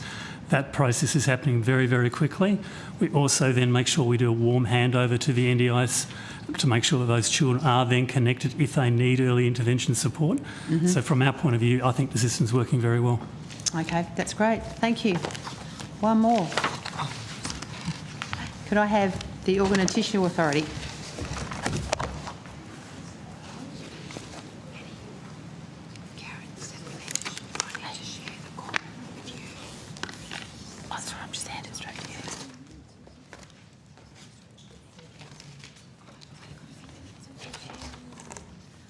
Hi there. Very lucky, the last agency to be called. So, look, thank you very much. So I'm just really interested in, I come from South Australia, as you would know. South Australia has the organ donor licence, so we have the registry, and so we were very delighted to be early adopters on that. So I'm just wondering if OTA has been involved in the Health Minister's discussions around linking organ donation to driver licences nationally, as what's currently proposed. Good evening, Senator. Lucinda Barry, Chief Executive Officer of the Organ and Tissue Authority. It's a pleasure to talk about organ donation. 9 years in the waiting for me, so thank you for having me up here. We have a really clear strategy about trying to increase organ donation in Australia, and key to that is having people on the register. And as you've pointed out, South Australia does lead the way in the number of people on the register. They've got 73% of Australians 16 and over, and that is because they have continued to have driver's licences. What we have done as an agency is provided the evidence and data underneath in relation to that evidence, particularly in South Australia. The other key evidence from South Australia is the number of under 25-year-old people on a register. They have 42% of their population on the register, compared to an average of 7% in every other state and territory. So the evidence has been really clear. We're talking with our Department of Health very closely with them, as well as also supporting discussions with Services Australia. Great, yeah. One of the questions that somebody's written on my sheet here, does OTA support this proposal? I don't think I need to ask you that, do I? OTA has publicly supported it. Is in our strategy. For us, it's about increasing registration. Yeah, absolutely. So I'm just interested, and in discussions, the issue between the discrepancy between the registration rate and the actual consent rate for organ donation.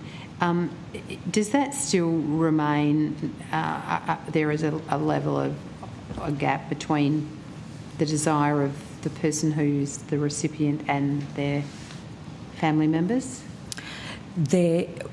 So consent in Australia was sitting at about 60% before the pandemic. We did see quite a significant drop, as did the rest of the world, in consent rates at that time, generally due to confidence in the healthcare system, and additionally families couldn't be there at end of life.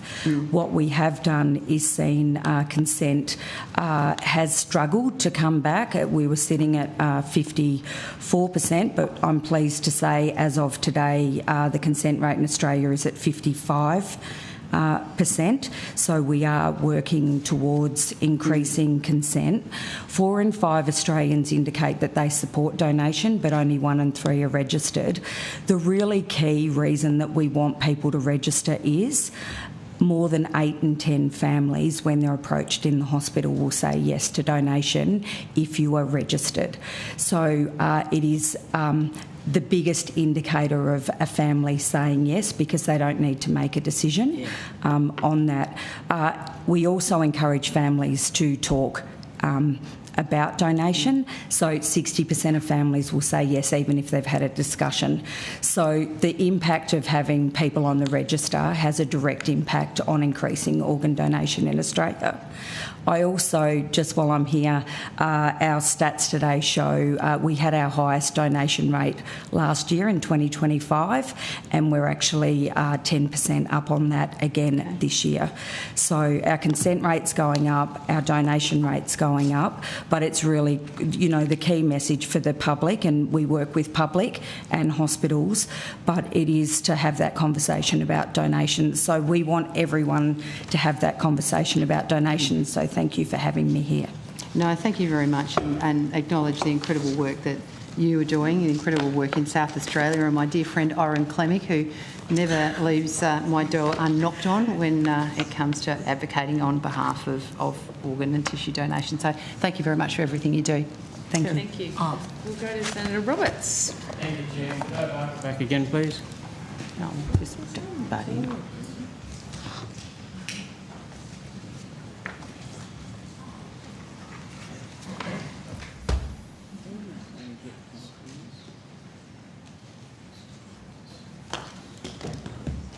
I'm going to skip a lot of my questions down to Stoner and go straight to general. Go straight to general comment, general questions. Would an APRA caseworker understand if a doctor was referring to a psychoanalytic view of psychosis rather than a psychotic disorder? Sorry, can you ask that question again, Senator? Would an APRA caseworker understand if a doctor was referring to a psychoanalytic view of psychosis rather than a psychotic disorder? Happy to take that on notice, Senator. If they don't understand, are they in a position to take action against such a doctor? Again, happy to take that on notice, Senator. Given APRA's affiliation with the Rainbow Tick Scheme and ACON, a high-profile gender identity organisation, how can a doctor be sure that APRA is neutral and not biased against them? Sure, Senator. So I go back to an earlier point that I made, which is we regulate 1 million health practitioners, and that 1 million health practitioners will see many millions of Australians as well. We have a paramount responsibility of public protection within legislation, and in order for us to fulfil that duty, we need to be engaging with all sorts of communities to understand their experiences in the health system and to understand their experience with the regulator as well. And so we meet with many different organisations, including Australian Disability Network, for instance, the Diversity Council of Australia, many, many others I could go on. We also work with Pride and Diversity for the exact same reason. Thank you. Can APRA confirm all formal and informal relationships it maintains with ACON and its programs, including Pride and Diversity? Sure. Can you take that on notice? Take it on notice. Thank you. Is APRA currently a member of Pride and Diversity or participating in the Australian Workplace Equality Index? We do have a membership with Pride and Diversity. When and at what cost? When did you join? And when? Happy to take that on notice. Thank you. What due diligence was undertaken before entering into these relationships, particularly given ACON's explicit advocacy role on gender identity policy? Yeah, again, happy to take that on notice, Senator. Has APRA conducted any formal assessment of whether these relationships create actual or perceived conflicts of interest in its regulatory functions? Well, I'm confident that they aren't creating any kind of conflict. Again, as I mentioned, we use a range of different partnerships and memberships to ensure that we're hearing different voices from the community. At the end of the day, our regulatory role is founded in the legislation and in the codes of conduct. And again, I'm very comfortable that we fulfil that duty without a conflict of interest. Have you conducted any formal assessment of whether these relationships create actual or perceived conflicts? No formal assessment. Thank you. How does AHPRA reconcile its statutory obligation to act as an independent regulator with participation in programs designed to influence institutional behaviour toward progressive inclusion strategies? Quote. Again, I think I've answered that, Senator. Not specifically. Well, Generally. again, we apply legislation and codes of conduct in our investigations. We have, to go further, ultimate decisions are made by professional boards under the legislation.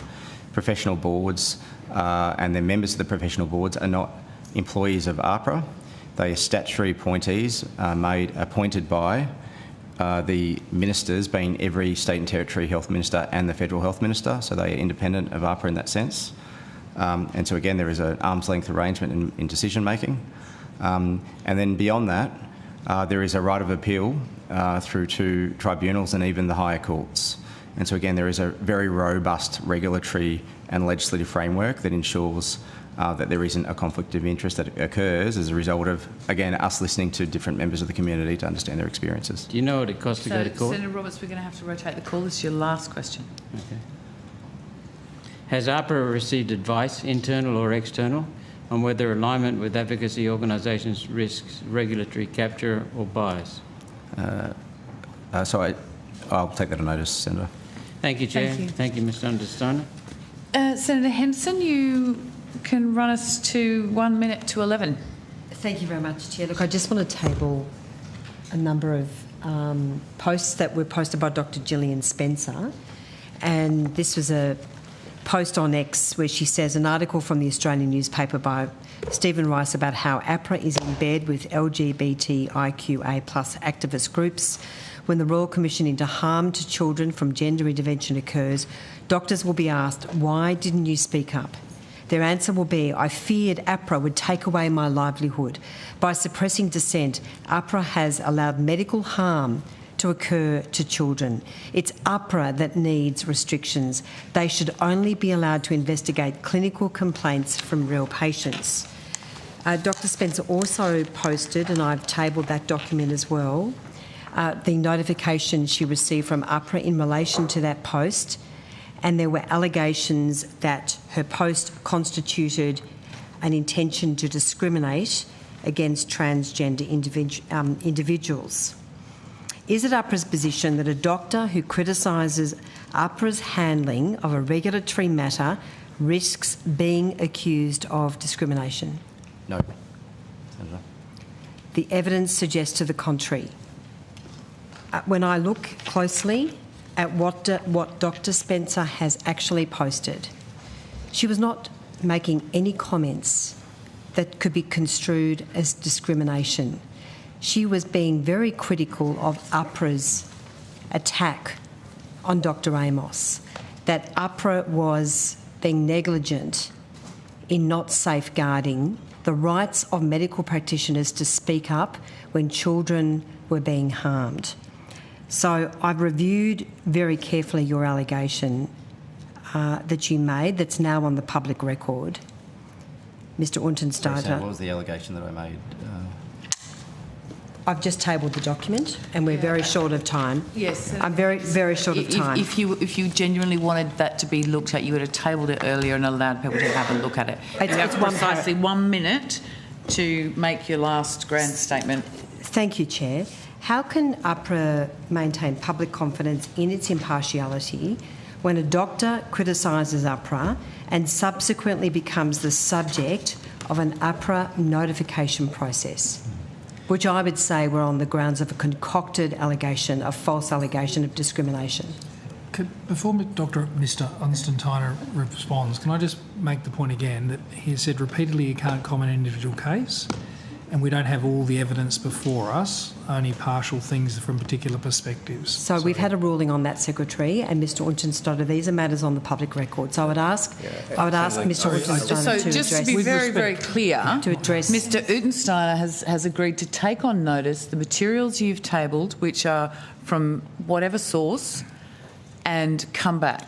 That is where we are at. No, he didn't respond to my question, Chair. That is where we landed, and I don't see any good reason why Mr. Untersteiner is going to actually answer any further questions other than just because it's the same accusation you're levelling at him over and over again. Chair, I'm entitled to ask my questions. You have, and you asked them over and over again, and we are now coming up to 11, so this is your last run. So can I ask Mr. Untersteiner to address this question? How can APRA maintain public confidence in its impartiality when a doctor criticises APRA and subsequently becomes the subject of an APRA notification process that I would put to you is on the grounds of false or concocted allegations of discrimination? So, Senator, I'll keep this brief because of timing. Again, what we have in front of us and what I've heard tonight is a lot of selective information that I'm sure you've been presented and you believe has been done in good faith. I understand that, but it's selective information. It makes it very difficult for me to provide holistic commentary when there's lots of missing information, particularly when I'm bound, not even by Commonwealth legislation, by state and territory legislation on confidentiality. I'm not in a position to breach that legislation. Again, I'm trying to be as helpful as I can. I'm not trying to be obstructive, Senator. I understand your concerns. I do. And again, I'm happy to take on notice. We will look at this carefully. I'll look at the information you've given us and we'll come back to you with whatever we can. Thank you very much. Thank you, Chair. So in closing out, I'd like to wish everyone a very, very happy Pride Month. And I would also like to thank Broadcasting, Hansard and the Secretariat for all of their hard work, and our thanks to all of you great people who do amazing work and stay here hour after hour to have so much fun with us. So thank you very much, and with that we shall adjourn.